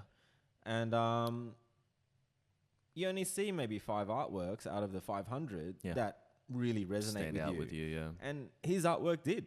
And I was like, man, I took a shot of his name. I'm like, this guy's a fucking legend. He's fantastic. And then years later, ZEN Garage, I run into a video that I didn't do, that some other guys, Sunny and 21 or 21 and Sunny, I don't know who they are. 21 and Sunny, yeah. Yeah, I have no idea who these fuckers are. They shot this amazing video of James Gerard, and the first thing that it starts with is, I think I owe, and I think my debt is paid, but I think I owe Justin Fox a huge favor. Wow. And I'm just like, I lost my shit because I'm a fan of his. Yeah. And I didn't even know what he was talking about. So he starts explaining it, and he says, I was really drunk one night at a pub, and Justin approached me and said, I'm working with a race car, and do you have any kind of graphics that you could put? Is this Trent Grubel's car? So the whole video is Trent Grubel's car, and James talking, saying, he's with some sort of collective called ZEN Garage or some shit, and he's just like, and I'm watching this video going, oh my God. You know what I mean? And I've had so many people come up to me and say that through me somehow that they've managed to secure a career. Sure. But I never expected that. You know what I mean? Gotcha. That's gold to me. I've always said to everyone that the feedback is gold. Like now that we're both, I can't believe we're so off topic because we're meant to be talking about I don't care. Your new channel. You know me. We'll get back You know around me, to man. I don't this care. is a podcast, man. Yeah. This is the thing. We're always going to go off topic. Yeah. But that's the thing. That's why you do your best to promote your mates. Yeah. If you believe in it. And you never know. You never know when it might click. I mean, you and I clicked very strongly when we first met. And we started working day one. Legit. We actually were working that day. But working in terms of fun, the time we shot a girl was Melanie Raimondo at ZEN. And no, it was Jay Galolo. I was, but the Down Melanie the bridge, shoot but the Melanie was that went that crazy. That went nuts. God, it was like side boob and under boob and butt, and there was so much curves going on that we had to take the photos down. I mean, we did. They were just too full on. Yeah, but that was crazy. That was a great shoot. That was awesome. That was a great shoot. I remember some that of your best work, Alan. A lot of my best work was from ZEN Garage, Justin. The vibe was right. The vibe was good, but yeah. So yeah, I mean, and then when I took that job, I was just like, the creative aspect isn't. And then I did look back at the ZEN Garage days and all the creative. It was a reminder. It was a reminder, and everything before that. And I was just like, after what sort of got you there, and you had to go back to. I did have to go back to my roots. Yeah. I did have to go back to. We all do, bro. reminding myself what I actually wanted in life, because I think that's what got lost along the way, is that I didn't know myself, and I think you sort of saw it. That there was a period in my life in the last couple of years where I was rocking up to your house with like a collared shirt and after work, and I'd just be tired and shit. And you're like, what the fuck? I could tell that you were just like, who's this guy, man? Working for the man? Like, what the fuck? I like it. Like we had a little chat the other day about that, or something in relation to that. And it's like, you admitted to me the other day that every time in the past where I was trying to G you up, that you actually I would be upset. Get hurt. Yeah. But I think that's how you learn. Yeah, like exactly. I think you need to hurt your child. You need to hurt your pet. You need to hurt them in order to. It's tough love, dude. It's tough love, and that's why, you know what. And I think what I was saying to you was that at first it would be like, at first it's attitude. It'd be like straight into the Defensive. straight into the ribs, and I'd be like, whoa, I don't like this. But then after a while, I'm like, no, he's right. Well, I wasn't trying to make you feel shit to make me feel better. You wanted me to look from another perspective. And that's exactly what you did, dude. That's all I do with myself. Yeah. So I'm kind of like, if it helps me, then surely it's going to help others. But I can see how it comes across. And that's why I get into these huge debates with people. Because I'm only trying to help that chick last night with the chair. You know what I mean? Yeah. I'm going to link it in the bottom. But, I was only trying to help. Yep. But it's tough love. It is tough love, dude. It's so tough because it's like they get defensive. But it's kind of like, what's wrong with this generation or any generation that you try to give them a tip and then the first thing you get back is fire? Whoa, defensive. Fire? Whoa, don't it's talk like, yes, I don't know tell me I'm what to giving do. you fire, but you don't need to fight fire with fire. There's a good thing in constructive that's something. criticism. Constructive. It's not easy to get. If someone gives you fire, cook with it. Bro, I like that. You know what I mean? Like, don't get burnt. But you don't want to be the person on Idol that thinks that they can sing because their friends say that you're amazing. That's right. Why the fuck would you want that Like in what life, we're saying, bro? if you're the smartest person in the room, get the fuck out of that room, right? It's like challenge it's yourself. easy You just got to challenge yourself. But at the same time, you don't want to be like that Jesse guy who says, my biggest fear, my biggest fear is public speaking. So what does he do? Public speaking for EA Games Live. And he says, oh, you know what? I didn't even read the script. You can't be that confident. Like, you can't be that bro, confident. that's not confidence. That's stupidity. Going back to your 18-year-old attitude guy. Yep. You need to rely on confidence, which is genuine skill. Yeah, I think so too. And that's why you know how to write. Thanks, man. And no, but not even thanks. You shouldn't have said thanks. It's just like, you know how to write. And it's just like, that opens you up to communication, bro. Yeah. I mean, communication is fucking key, right? Yeah, you're right. It's like we even touched on it a second ago. It's like, when I would have an argument with my ex-girlfriends or whatever, they'd storm out of the house or I'd kick them out or whatever. Sure. And then I'd be gone for a few hours or gone for the whole day. They'd come back at night and then they'd like sit me on the couch and they're like, nah, 1, 2, 3, 4, 5. All I'm like, you sound like Liz. You been hanging out with Liz? And like, oh, fuck yeah. How did you know? I'm like, you can't do that. Yeah. You can't have a fight, then go away and make decisions with somebody else who's on your side. Yeah, make your own decisions. And then they come back and hammer me. It's like those guys at work. Yep. They didn't even include you in a conversation that you might have been able to convince them to keep you on. Yeah. But you might have been convincing them to step it up and go even harder or take a pay cut to stay. Yep. But they didn't even give you that opportunity. They did the fucking nasty girlfriend thing where they go on and talk amongst them fucking selves. I've made a decision. And they've gone, Alan, come in. Yeah. And it was easy for them because they're fucking already all on the same page, but you're the person who's... That's psychologically disturbing, bro. They fucked you hard, you know what I mean? Yeah. It's so not fair. Oh, well. It's life, man. But it is life, but I don't stand for it. Yeah, I know. If I was you, because I'm different, I was older and more, I'd say, no fucking way that I'm being fired today. You guys have been talking amongst yourselves without involving me, and this is all about me? I wouldn't stand for it. And then they'd be going, oh, fuck. To be fair, like 10 people got fired that day.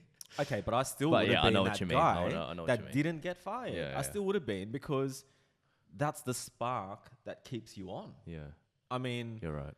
You weren't confident enough yet. You still had too much attitude, and you accepted the I was just like, whatever, I got this. You accepted it. That's what it was. But it's like, now, you'd even at least say to them, well, this is fucked. Hold on. Yeah. Yeah, you'd be a little bit like, well, fuck, I don't get a say. Yeah. You're different you now. Yeah, definitely, dude. You know what I mean? Yeah. But like at that time, it's like, that's unfair, in my opinion. We got to learn from these things, and that's what I'm very thankful for. And we were talking about meditation the other day, and that's something I do very actively. Mr. Zen that doesn't meditate. I need to. But that's something that I do very actively, is like self-reflect and then be thankful for the decisions that I've made, and it kind of solidifies, you know, what we're saying about self-motivation and all that kind of stuff in the morning, and just staying on your path and all that kind of stuff, and accepting your choices and not looking back. That's kind of something that I remind myself of. Accepting choices is a big one. It's kind of like what you're saying about the mistakes that I made. I kind of go, yeah, okay, cool, that was a mistake. I won't do that again. But look what I've learned from it. I won't do it again because I've learned from it. You know, like I know what you're saying now that I've gone through it. For sure, if that was to happen again, I'd be like, hold on, motherfuckers.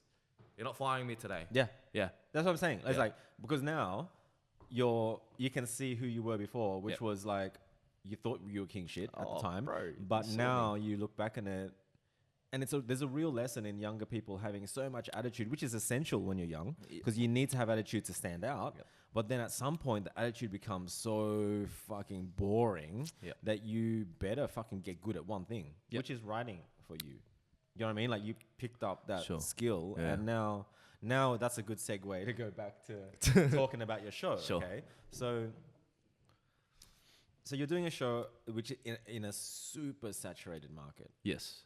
Yes. You're right. Food blogging, food vlogging, super saturated. MasterChef, Luke Newman, whatever. It's all been done. It's all done. There are a lot of characters out there. There are a lot of people who have good palate. There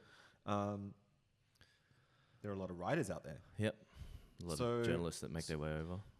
So what's your general thought, like your overall umbrella thought on that you're going into a saturated market, which is really risky.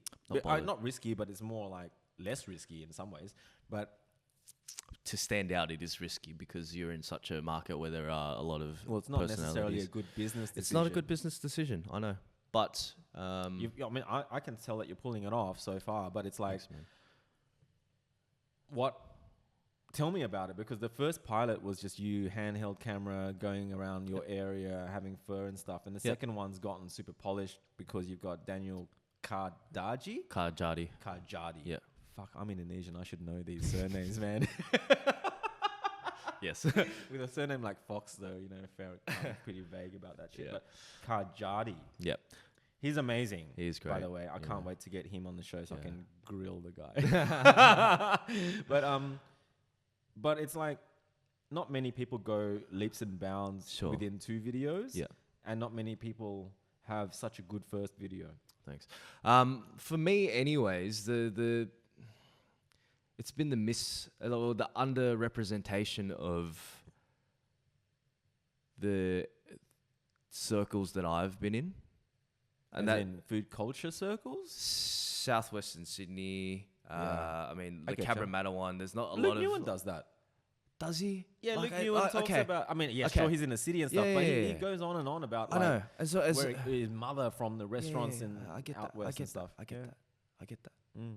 But he's not really... Our age... I get you. He's not. He's living it up. I get you. No, it's not about living it up. It's not about living it up. That's... I won't say cliched, but it's a story that's been told.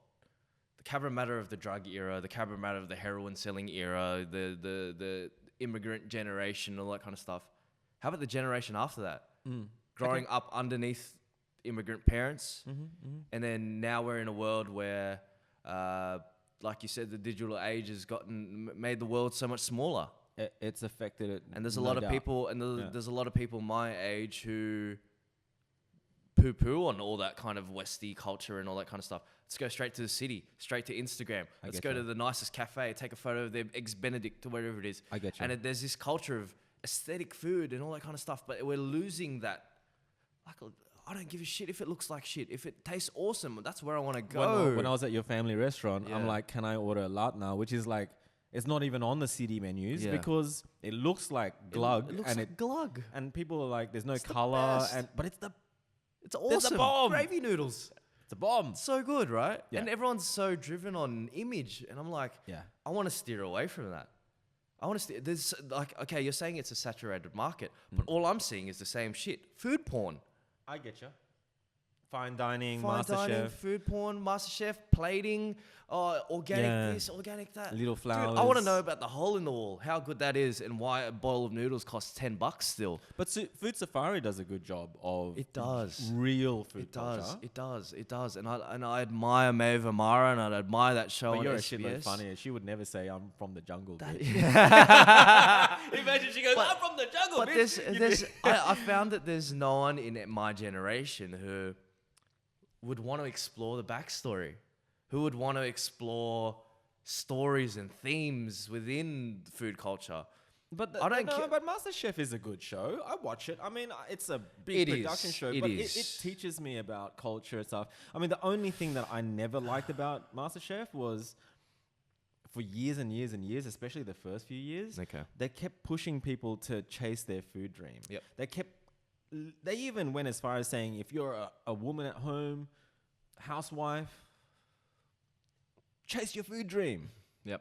Or quit your job. Yeah. And I was like, man, I don't know how that sat with me at all. I was never pro the idea of people chasing a food, dropping everything in life to do bacon and eggs all day. I mean, it's not like you're going to run a restaurant straight away. You've got to put the hours in first, right? Yeah. But see, the thing that rubs me up the wrong way about MasterChef as well is that there's an expectation. Like, you get judged on how it looks, all that kind of stuff. How it tastes is really like that. How it tastes on TV it might as well be bullshit to me. Well, they eat their food cold. They eat their food cold. We all know it now. Yeah. So I'm like, how can you possibly judge that cold? Yeah. You because the texture of a ladna. Can you fucking imagine a ladna cold? It'd be like glue. Yeah. It'd be glue. I'm with you on that. Yeah. I'm with you on and that. especially with the plating, even with this is what bugs me, right? Like all the traditional Asian, like she's bringing her heritage and her culture to it. Plates it like a fucking 5-star fine dining restaurant. That's not how it looks. I sit at home and go, that's not how it looks. That's not how it comes out to me. There's actually more art in the 80s style, making a beautiful lotus flower out of a carrot. Oh, 100%. That's what Chinese people used to do. Yeah. They don't even bother anymore. Yeah. But once upon a time, like, we'd all go to Chinatown and there'd be heaps of decorative knife work. Yeah. And it's sad that that's gone, actually. Yeah, and like my uncle used to do, like at family parties, he'd get a watermelon, and you know how they make it look like a big fucking rose and shit? There you There's go. so much art to it. And But that's it's traditional. dying. And that's dying. It's dying. Because now they're doing the smear. Because everyone's, the fucking smear. How can you call it a smear and not think of tampons and... it's just disgusting. Okay. Yeah, okay. I'm just saying, why would you call it a smear? Yeah, but I know what you mean. It's like, we're using paintbrushes and we're putting on microgreens and shit. Like, man, I don't give a fuck, dude. If I'm going out for a $12 bowl of pho, I don't care if the pieces of green onion on top are the same size. But I've always struggled with that. I'm a foodie, and people would assume that I'm a fine diner. No, but bro, I love eating I'm not a cheap fine food, diner. Me too. And that's, I mean, the aspect that I want to take with meal friends is that it's less about the food. It's less about how the food looks. And this is like, if me and you went out to Kensington Peking restaurant the other night, right? And it's been there since your dad. Pink napkins, all that kind of stuff. Yeah. And we know how good that duck is. And that duck comes out and he shreds it at the table and it's messy. There's no garnish. There's nothing. But we know that is a bomb meal to have. Yep. That is such a good meal to have, right? There's no presentation in it whatsoever. And it's about the meal. And I think that the elements of a meal don't solely rely on what's on the plate. I think that what is important to a meal is company, which is why the show is about meal friends. Yeah. It's about, why are we having this meal? Because if it was really about the food, you just sit there with your mate, you shut the fuck up and just eat and go, this is delicious. Sure. But you're just, fuck, how good is this? And we're talking about other shit as well. It's a catch up. It's a catch up. It's a social. It's a bigger picture thing. Exactly. It's more than the food on the plate for me. And that's why it's not a food show. It's not a food show. The food is the underlying thing that brings people together. Yep. But if you notice from that first episode, I wasn't like, ooh, the flavors are delicious and the nuance of the flavor. There was no palate talk. There was no... Everyone has their own opinion of what something tastes like. And the only thing that I could project was how spicy it was. Yeah, in that instance. What are you going to do with other things that aren't spicy? Obviously, you're going to have to bring some food terminology into it. So with the next episode, we haven't filmed it yet, and I think this is going to go out before the episode comes out. But the idea that I had, right, is because it's going to be you, Nanami, we're going to go have some authentic Japanese food. Mm-hmm. But where I'm seeing it is the authenticity of the Japanese food is something that Nanami is vouching for, and she is Japanese herself, and she uses a lot of Japanese stuff, like Japanese culture in her art. She uses a lot of Japanese culture with her lifestyle. It's all authentic, and that's where I want to. Real, yeah. That's interesting about Nanami, right? Because she is half Japanese, half European, and not a lot of people explore one side of their culture like that. Not a lot of a lot of people that I know anyway who are half European, half Asian, and who are here, their experience is here in Australia. Yeah. I'm Australian. Yeah. But she's looked further back into her. Well, that's the thing. Really her mother's really Japanese. Yeah, right? that's really Japanese. interesting to me. And the way it started with Nanami was that she would only start eating at places that her mum would eat at. So, you have places that are funky, like Mappen. Yeah. Mappen's pretty trendy. You go along. It's like in Japan, you build your meal as you go along. But Nana's mum is not like us going in there thinking, whoa, this is fun and exciting. She's like, oh, this is just like Japan. Yep. Oh, I know what I'm doing.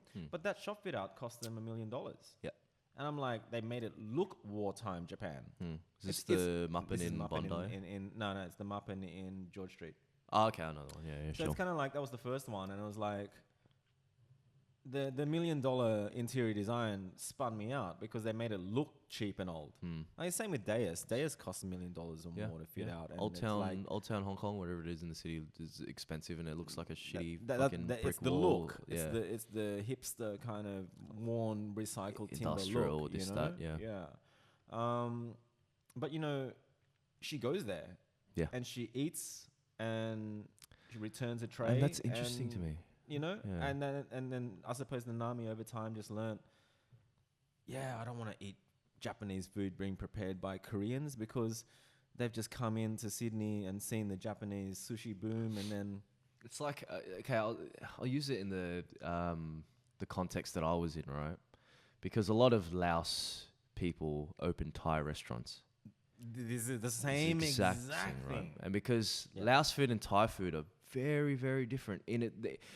So you said Laos people open Thai restaurants because Thai's trendy. Thai is trendy, and it's accessible, and they have the curries and the rice, and you go in and you order your green curry and your rice. There's mild, there's hot, there's basically. But Laos food is, you've been to my restaurant, and this is where it all starts to get funky, right? With the sticky rice. I love it. The sausages, the barbecue, ox tongue, the pork belly stuff. Yep. That's Laos cuisine. Yep. But a lot of people disguise it as Thai cuisine. Yep. Because it's not. It's no one's heard of Laos. It's just And that's the same thing with like really authentic Japanese food. And this is what I want to explore. Yeah, like she'll order the wings of a fish or something. Oh, I love that. The salmon wings. Awesome. That's it. Beautiful. Like, and it's always ordering too much. I mean, that's the thing. Like, you always order too much than you can eat. I think that's a real Chinese thing too. Yeah, I'll do that. You just want to taste a bit of everything. Yeah. I'll just have a bit. I'll take away. I'll eat it tomorrow. Yeah. But I did take away that duck and. Did you have it yesterday? The day after. That's fantastic. Yeah, it was but so that's kind of that's where I want to explore with this show is the culture stuff. The culture, what it means to people to have this meal, and this is why it's called Meal Friends, because everyone has their own opinion on what a good meal is, right? And I think that food is such a way in, a window to a very intimate part of a person's past, a very intimate part of a person's culture. I mean, like even us going for Peking, you recited the fact that it was a place that your dad had come to and all that. Yeah. And it's a very intimate sharing of There's so much in that story. rather than just a hipster turning up and queuing up. like, oh my God, this for is the the latest best duck cronut ever. or No, some shit, you've been coming here since you were a kid. I love that. Nothing's changed. Nothing's changed. The I uncle was having that when I was 10. The uncle still calls you Linda's boy. Yeah, It's nothing, and I love that. And this is the experience I want to share. That it's a meal is We should more. go to his restaurant. Oh, yeah. I love that. But He's got to come out and and play with your beard again. But it's more than the food. That's what it's all about. I get you. And it's something that I haven't that's seen. ZEN Garage for me. Everyone goes, why aren't you posting car shit? I'm like, It's not about that. You don't get it. Yeah. And yeah, for me, that's when you say it's a saturated market, I go, it is, but it isn't. Yeah, From the surface, it looks like a food show. Yeah, But there's more that I want to get into. I mean, it's only been one episode so far, so well, I don't want to lock yourself down. I don't want to lock myself down. You never know where you're going. But you know, my intention is to explore further, because that's the We're both starting at the same time in terms of being in front of cameras and stuff. Yeah. Like I've noticed that you were conscious Yeah. in that video. Like Yeah, sometimes you fell out of connect and consciousness. Yeah, and I was thinking, looking. Yeah, around, and I could tell that you were thinking, and I'm even worse. My first videos were reading a script without even being on camera. So Yep. I couldn't even wing it. I had to read a script without the camera, and I still suffered. Like I still couldn't do it. But it's funny how you can I spent 2 years thinking about doing it, but was so scared. But then as soon as I started, I'm kind of like 10 podcasts in. It's pretty comfortable. Rolling. Yeah. So it's like, there's a lesson in that for people too. You know? I mean, for me, it was. Being around video production, all that kind of stuff with, You've always with been work. around I've been around and it, you're a right? writer. Like I said, if you can write, you can vlog. And I've been around it for so long and seen how other people have done it, and being in my own headspace, thinking that I could do it. This is like when we're talking about building up your ego and all that kind of stuff, and sometimes you got to dial it down. And this is what it was for me. Putting out that Cabramatta episode was me dialing down my ego and saying, I'm not good at this at all, but this is what I can do. And this is what I was trying to prove to myself. This is what I like. Every time I watch back, I'm like, that's what you did, dude. Like, Yeah, you made that. I made that. Yeah. And I can see my own faults. I can see my own shortcomings. But worst comes to worst, you still could rely on yourself. Yeah. See, this is the thing. Like, I don't think it's that great to be so hyper specialized that you need to rely on somebody else. Exactly. I still think, bottom line, there's something in. I've always said people should always get really good, master one thing. Yeah. Okay, because when you get really, really, really good at something, that's where you have 100% confidence. It only comes from. And you can only build it, and then you can only build it. And from my perspective, the only way you can build it is by doing it. You can think about it. You can read about all the experience is going to get you. You can read the theory behind something, but without the practical application, you're never going to get anywhere. That's why, from what you saw with the Cabramatta episode, which I edited, I shot part of that, but I edited that as well. But the editing for the second one, I learned from the first one. Exactly. But what I like about the first video that you did, it was like all on your own, is you showed a jack of all trades trait, which is also really valuable in society, you know? Like you've got like Kylie Minogue, who wasn't the best looker, wasn't the best singer, wasn't the best dancer. But she put it all together. Put it all together and you become a pretty fucking cool little package, you know what I mean? Yeah. And that's the first video. Yeah. It's kind of like, you know what? I did this. I'm going to be Lenny Kravitz. I'm going to do the drums, the bass, the guitars, and the vocal. You know what I mean? Yeah. And it's like, I like that as a survival thing. Yep. To be able to not rely on somebody else is pretty fucking good trait to have, bro. Yeah. And I knew, like, after the first one, I knew that I could keep going that way. But sure. If I really... Daniel's really... What Daniel's done... Yeah. It's really elevated the look of it. Oh, beautiful, right? So I spoke to Daniel about this idea about putting the show together almost a year ago, and it's amazing how we stall things for so long. I know a lot was to do with the fact that I was still new with the freelancing stuff, because as soon as I quit that job, I knew this is what I wanted to do, and it took a year for me to do it because I spent a couple of months fucking around, like just enjoying my freedom, and then after that I lost my license for a bit, so I was just stuck at home working. Bro, I can't believe you lost your license. I know, that's so stupid. hardcore. And especially work. Well, luckily for me, I didn't have anywhere else to be. How long was it lost? 3 for? months. Yeah, this is It's a long enough time. It's long enough. But it's a lesson for sure. And I treated that as it's more than a slap on the wrist. I used that time to research, develop even further. Yep. And then it came time for me to do the video. And this is when I did the Cabramatta video. So I was learning a lot from what I could do, bought a new video camera, all that kind of stuff, put it all together. But the conversation that I had with Daniel was really important that first time, because we were talking a lot about collaboration, a lot about each other's strengths, each other's weaknesses. Oh man, he's got strengths in. He's definitely got strengths in his cinematography. Fantastic. Yeah. And that's something that if I can give him another outlet to show his skill, I'm going to give him that outlet. I'm not the best at it, and I'm not going to be that guy who's just like, who hangs his hat on the fact that I did everything. I really want to help my mate. Like the intro song, my mate Jeffrey did that for me. Okay. And that was great. Like I was just like, dude, I just want like a really cool rap song. I want it to be like a kind of rip-off of Kanye West's Real Friends. Yeah. And he put it all together for me. It's not even the final version. I was like, I'm going to use it. Yeah. It's cool. Oh, it's awesome. And I put it all together. It's original. Like I'm helping people out. And a lot of people are like, did you make that music? I'm like, no, check out this guy that makes other music as well. But it's a platform where I'm not afraid to say I'm not the best at making music. I'm not the best at shooting video. But check out my mates. Yeah. They're awesome. Yeah. That's the dream though, you know, like to be honest, in the beginning of my career, I did get really good at design. Yeah. And I definitely was the person that the company would rely on. But I think as you go on, you realize, man, you meet people that are way better than what you can do. You know, I 100%. Met people that were like, holy fuck. So I'm kind of like, man, I learned pretty early on that this guy does amazing CG 3D stuff. Yep. And I'm like, opened up a 3D app. Yep. And I'm like, there's no fucking way I'm going to learn this. Yeah. You know, so I contacted some guy and said, let's have a visual conversation where I send you like a visual dialogue. Yep. Where I send you a Photoshop artwork. Then you interpret it and fuck around with it as much as you want with layers and stuff. Then you send it back to me. Then I reinterpret and send it back. So it's almost like a tennis game. You're going back and forth and the images are different. And And next thing you know, I've got 3D CG work in my folio. Cool. Yeah. Because the thing that he sent back was my artwork with all this CG stuff in it. I'm like, just chuck it in my folio. Done. You know what I mean? I'm done. It's kind of like, I learned really early on that you can't master everything. No. And there's always going to be someone. There's always someone better than you. There's always going to be someone better. And it's kind of like, rather than being competition with them, why not just work with them? Yeah. If you can't beat them, join them, right? Kind of like that. It's kind of like I believe in that saying completely, but I think there's a little bit of like,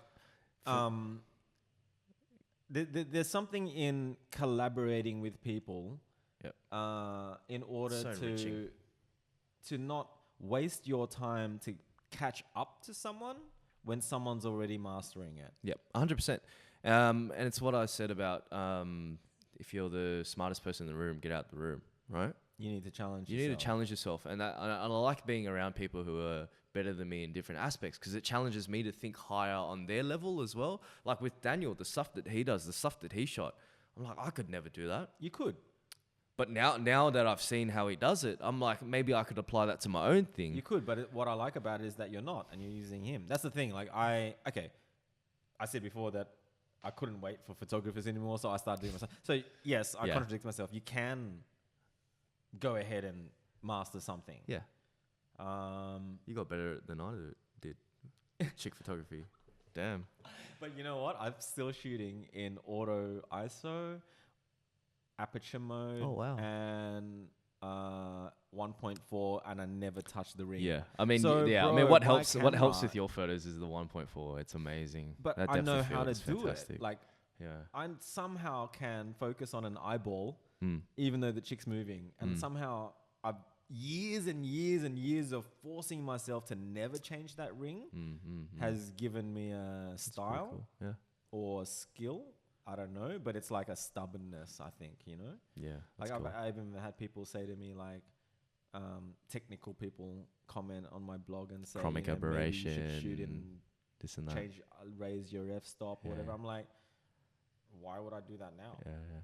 You know what I mean? That's like, your I'm style pretty now, dude. I'm Your pretty style. much, the camera is set on auto and I just point and shoot. Like The camera's set to Justin Fox. it's and no, you it's just no fucking different point to it the and shoot first it. time I picked up your camera and saw all the buttons and went, oh my God, this is daunting. You know what? Yeah. I don't touch anything. Yeah. The focus is set on dead center so that I can focus on one thing and then frame. Point it over. Focus and frame. But, you know, framing style. is something that, Framing is something that sets you apart from a lot of other people. man, I didn't just do a 4-year design course that focused on framing. The golden I ratio. actually did so much more work Yeah. after that on framing. I It's learned so much in the year that I did design college. But that's what I'm saying. Like the first me.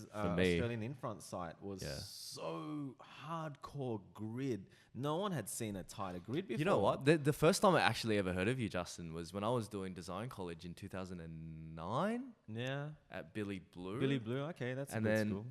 it wasn't bad. It was just- I've spoken there a few times. I think you were on the wall or something. But yeah, so one of my tutors used your website as an example. Okay. And that's the first time I heard of you. And then when you came along, I'm like, wait, isn't this Justin Fox from like JDMSD? Yeah, It different. was the same guy. Yeah, different Yeah. lifetime ago. Yeah. But yeah, design college. What were you saying? Sorry. Oh no, but it's good. It's just it's about the grid. It's like Yeah. I know that that's confidence. Yep. That's the confidence. Yep. When you know that you can look at every motherfucking photographer that has 1 billion more followers than you, Yep. and you looking at it and you're going, this guy's just shooting tits and ass. Mm. There's no fucking grid work going on here whatsoever. This is off. Or all those kids shooting cars. I'm like, guys, just please shoot the car front on for me. And they can't do that. They send me a photo and I measure. I don't even need to measure. I can see You it. look at. But then I can already tell that there's Angles like off. 10 pixels between the left guard and the edge of the photo. It's And there's about 25 pixels on the right side. But they can't see it. Yeah. Can't you see one headlight slightly different than the other? Like you look at widths. Yeah. You It's know, like when we're setting up the camera, the webcam right you now, look at and the bottom- both of us were but looking you at the look bottom of the corners table. because we both know the grid Yeah. and we both knew to. And this is what I'm saying. Like, if you don't know how to do that, just don't then get you're it. fucking winging it. Yeah. And you're getting all these likes that are justifying that you're a good singer on Idol or whatever, but it's all bullshit. But we both know that social numbers are bullshit. We both know it. But it hurts. This is what I'm saying. This is the thing. Like, when you become a small percentile, Yeah. it's almost damning because it's like you will never get that fame and all the big hits and stuff because What you're is doing fa- it what is right. fame? What is But fame these I know that, but I'm just days? saying it's like it's frustrating Yeah. when it's frustrating when I shoot with a girl that doesn't see my work as being better than another photographer. Oh yeah, why don't you airbrush my skin? No, shit like that. You know? Or They've got a even different worse, set they'll of put an criterias. Instagram filter on my. That is the fucking biggest slap in the come face. on. I'm just It's saying. the biggest slap in the face.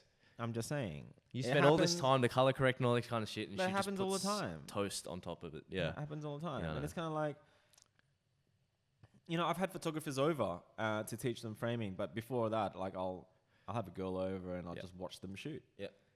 And that, I've got to be careful not to mention names.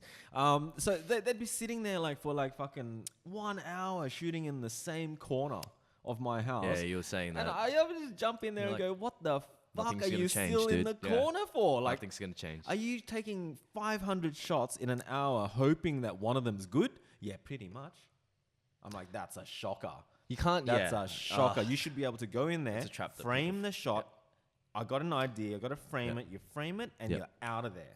I mean, the last shoot that I did, I mean, and someone like I was telling someone about the process behind what I do, right? And they were just like, "How the fuck do you get the shot?" I go, "If it doesn't work, move on."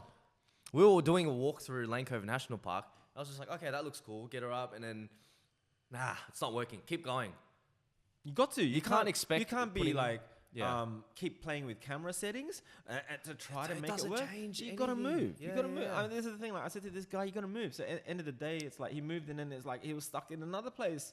Like Another shooting her corner. in the bathtub. Shooting her in the bathtub for an hour, and I had to interrupt and go, guys, you've been in there for an hour. I'm bored out here by myself. Please come out. Yeah. I'm like, give me a fucking memory card. Yeah. Chucked it into the laptop, and Next.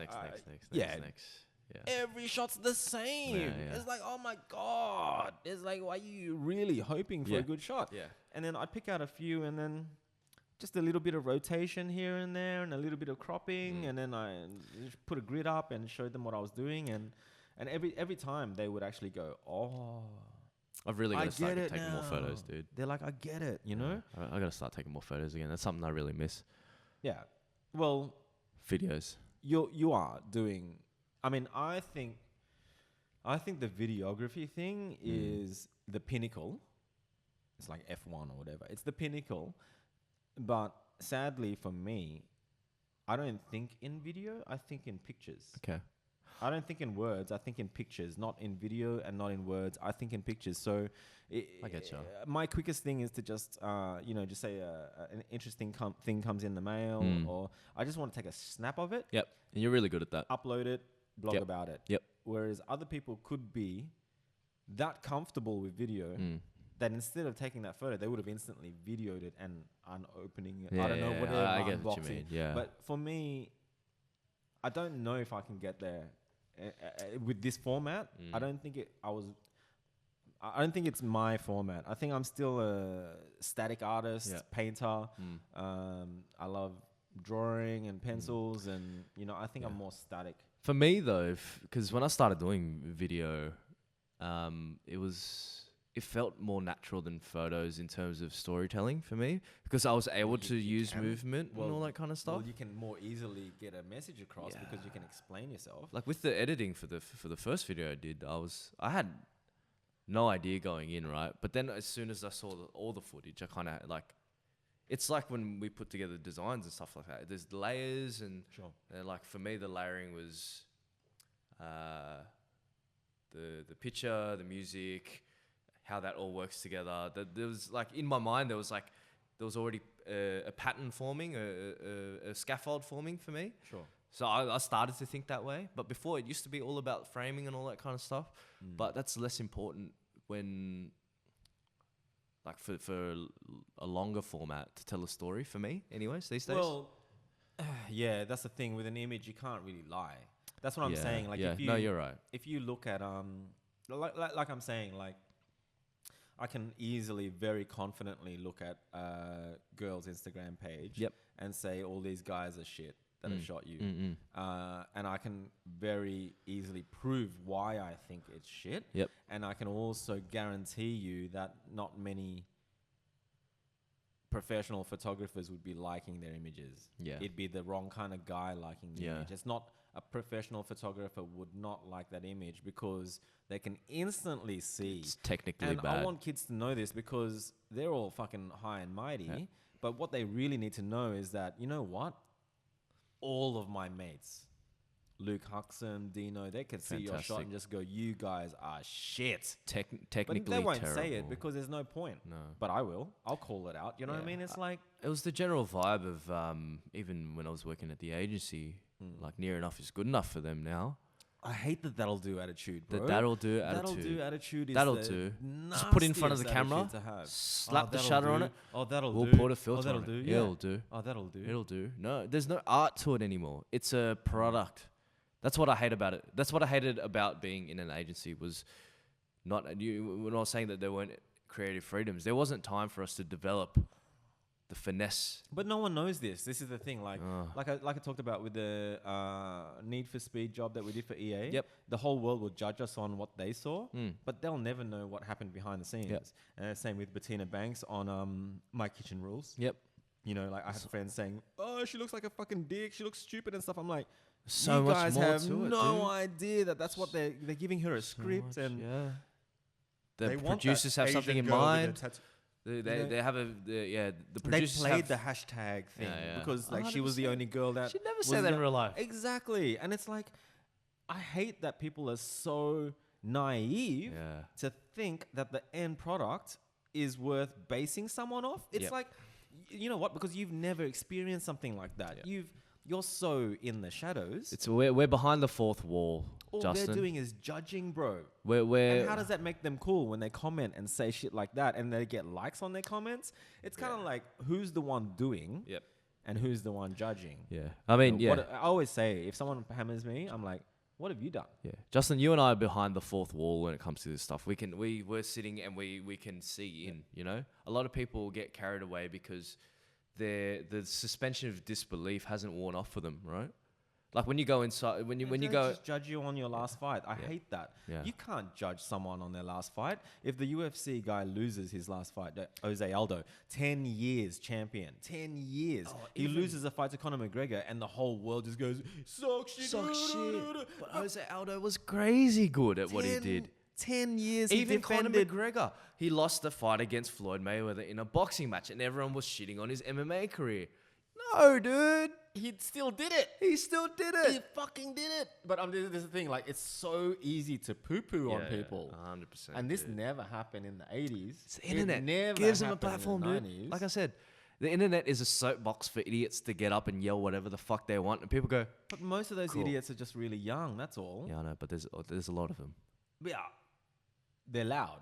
The They're loud. youngest are the loudest. The loudest. Why would you have 80-year-old people screaming on Facebook? They got better things to do. Because it matters. You know, the only reason it matters is because someone older looked at the comments online and thought that was important.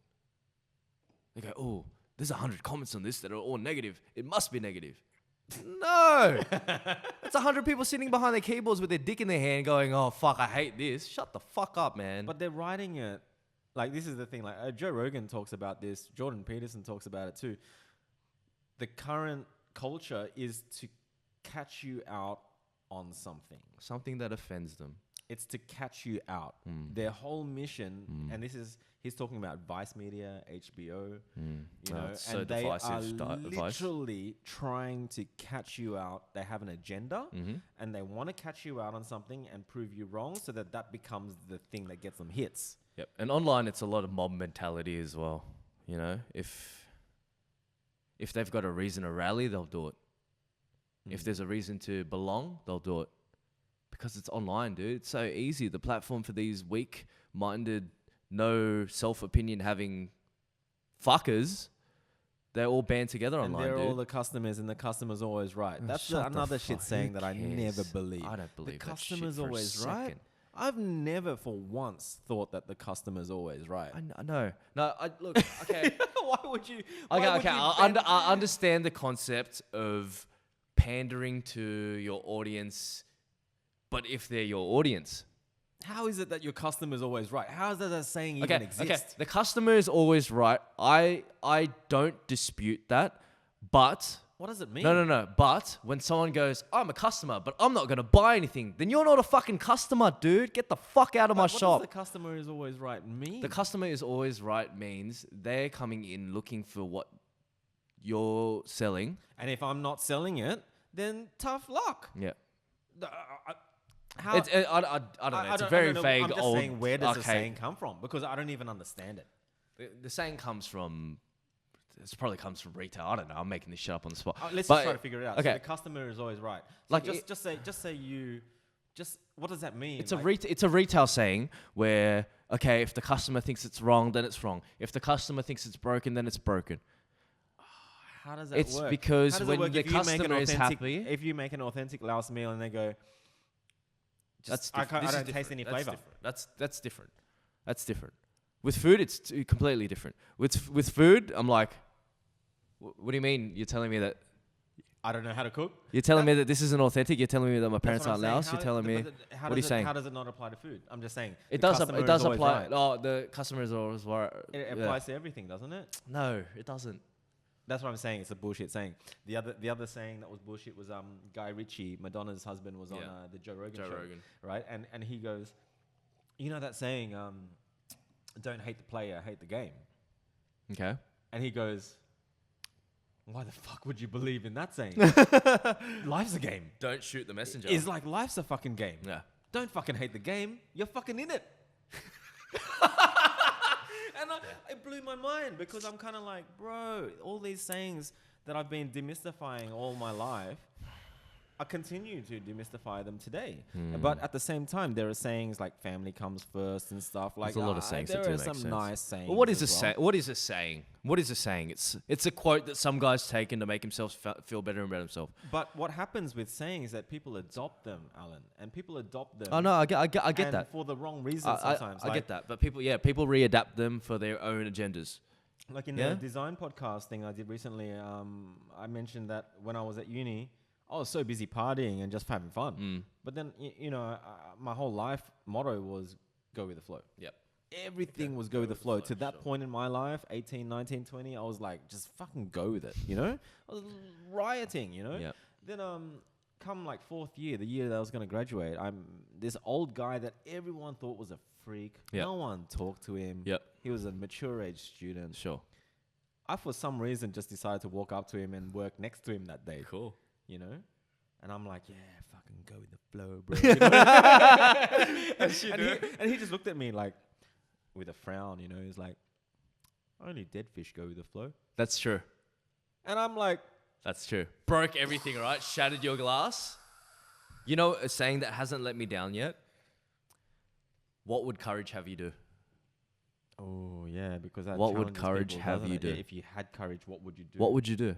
Yeah, that's the thing. That's a good question too. Like I think Because this is what's driven me to do a it's like lot in my people are life. What would so courage have me do? scared. People are so scared to think of The potential risk. and opportunities. Yeah. So instead of like you're saying, okay, so Alan, what do you think you could do with your talents and stuff? What do you think you could do? Maybe you could do a video vlog. Maybe you could work. And people are like, as soon as you start telling them what they could do, they start to have panic attacks and go, oh, I couldn't do that. Yeah, There's no yeah, fucking way. yeah. But it's like you need to remind them that we're just talking. We're just talking. We're just thinking out loud. Yeah. And that none of these things you have to do. Yeah. You don't have to do them, but let's talk about them. Oh man, this is something, I don't know if I'm quoting it correctly, but when I was younger, right, there was this thing that came out. I think it was Michael Jordan getting interviewed by Oprah. And Oprah asked him, like, how do you do these things in your life? Sure. And the first thing he said was identify where you want to be. Identify what your goal is, you know? And the second one, I'm sure he was getting paid for this, but the second answer was just do it. Yeah, where's the he owns that. It I know. really pisses me off. But where's the what he was trying to say is where's the barrier? What's holding you back? And I think that was very powerful in itself because it's the same thing as what would courage have you do. And a lot of people, like you say, you explain to them what needs to be done, and they'll drag excuses from left, right, and center to be like, this is why I can't do it. Yes. And then you go, Yes. none of those obstacles are real. They're defeated. And then before even they've started. as much as you try to tell them that those obstacles aren't they're real, scared. they'll make those obstacles real. Yeah, it's fear, man. That's fear. End of the day, it's like It's all about courage. people don't dude. even entertain the idea, and that's why I'm so upset when girls promote, makeup or health products. Because I mean, if you're 20 years old, why the fuck are you going to the gym? Your skin's still young and beautiful, Bro, dude. You don't need that Botox I'm just shit. like, man, come back to me when you're my age and show me on Instagram that you're at the gym every day. Then I'll give you a high five. Yeah. But when you're 20, you've got boundless energy. Yeah. So why the fuck waste it at the gym? Yeah, you're right. Like you're saying, you can go out on Friday night, do all the drugs and drinks you want, and the next day you look fine. At 30, you can start still working on your health then and you'll bounce back. Yeah. I'm just saying at 20, what's the point Yeah. of promoting beauty products? You're beautiful. Young. You're gorgeous. You don't need to Beautiful put that shit skin. all You over don't your even know fucking what- face. 100%. These girls almost look transsexual because they've got so much fucking makeup on. No. But I did mention that to someone like earlier that the makeup, like you're It's so so- beautiful and feminine. Like I was speaking to one of my female friends about this topic, and I was like, these girls that are so beautiful and feminine, why do they want to look like a fucking Kardashian? Lashes, hair They extensions. all look the same. Fake tan. They all look the same. I'm like, Where are you from? And then next thing Bankstown. you know, you're in your like lazy Sunday shoot styles, but with the cake on. It's kind of like lazy Dude, Sunday is so it sexy needs when to your babe has stop. no makeup on. It needs that Kardashianism needs to stop. That cake face template cookie cutter. needs to stop because they all look the same. Bro, Beautiful, like my image of a beautiful woman when I was younger. Like you're saying, it's lazy Sun. Just a loose dress, natural makeup. even Elle Macpherson never had the eyelash. I'm just saying, Exactly. she was the body. Because She wasn't was fit. contouring. She wasn't drinking Oh my skinny God, tea. contouring. What the fuck? The nose It's is painting to look like someone it's else. airbrushing. Like it's not Photoshop. real. It's live. And I know. It's like I'm gonna use highlighter. It's like the brushes we use in Lightroom. It's like the brushes we use in Photoshop. It's accentuating and See, hiding. Jordan Peterson would go on and on about how that is completely sexist because they're putting on the red lips to This appeal is- to men. Well, what do we do? Fucking nothing. We've got the doorbell. I know. Holy shit. Okay, we've got an uninterrupted bogey. Sorry, guys. Doorbell. We're gonna cut and come back. So guys, we just had the doorbell ring, and it was a tripod, $10 tripod, $10 tripod, eBay, eBay happiness, eBay, China. But at the same time, Alan needed to piss, so I did. We finished a whole bottle of beautiful Coonawarra Estate. Thank you very much, Alan. He knows my favorite wine. Yeah. And now I need to piss, so it's like we just thought we'd wrap it up. Yep. It's been 2 hours, and it's been. It's the first part. I'm sure I'll be back, dude. You will be back. I know. You will be back, and you guys have to watch Meal Friends. Thank you. I will put links in the description, and this is the bit where I say the shitty fucking Like, crappy share, subscribe. shit. But honestly, guys, like I'm Yeah. serious. Like every time I've ever watched people on YouTube say that shit, I fucking hate it. But I think we're a little bit more genuine about it. So Yep. And he'll be back on Facebook next week. So. I'm back on Facebook, so I'll be spamming hard as Cool. usual. Thanks for having me on, man. Awesome, bro. I needed you on. So I think here's cheers to us. Cheers, man. And I'm sure we'll do many more. I know. I'm here for the next like 8 hours at your house anyway. So Let's have a ciggy break. yeah. All right. All right. Thanks, guys. See you guys. next Thank you. time.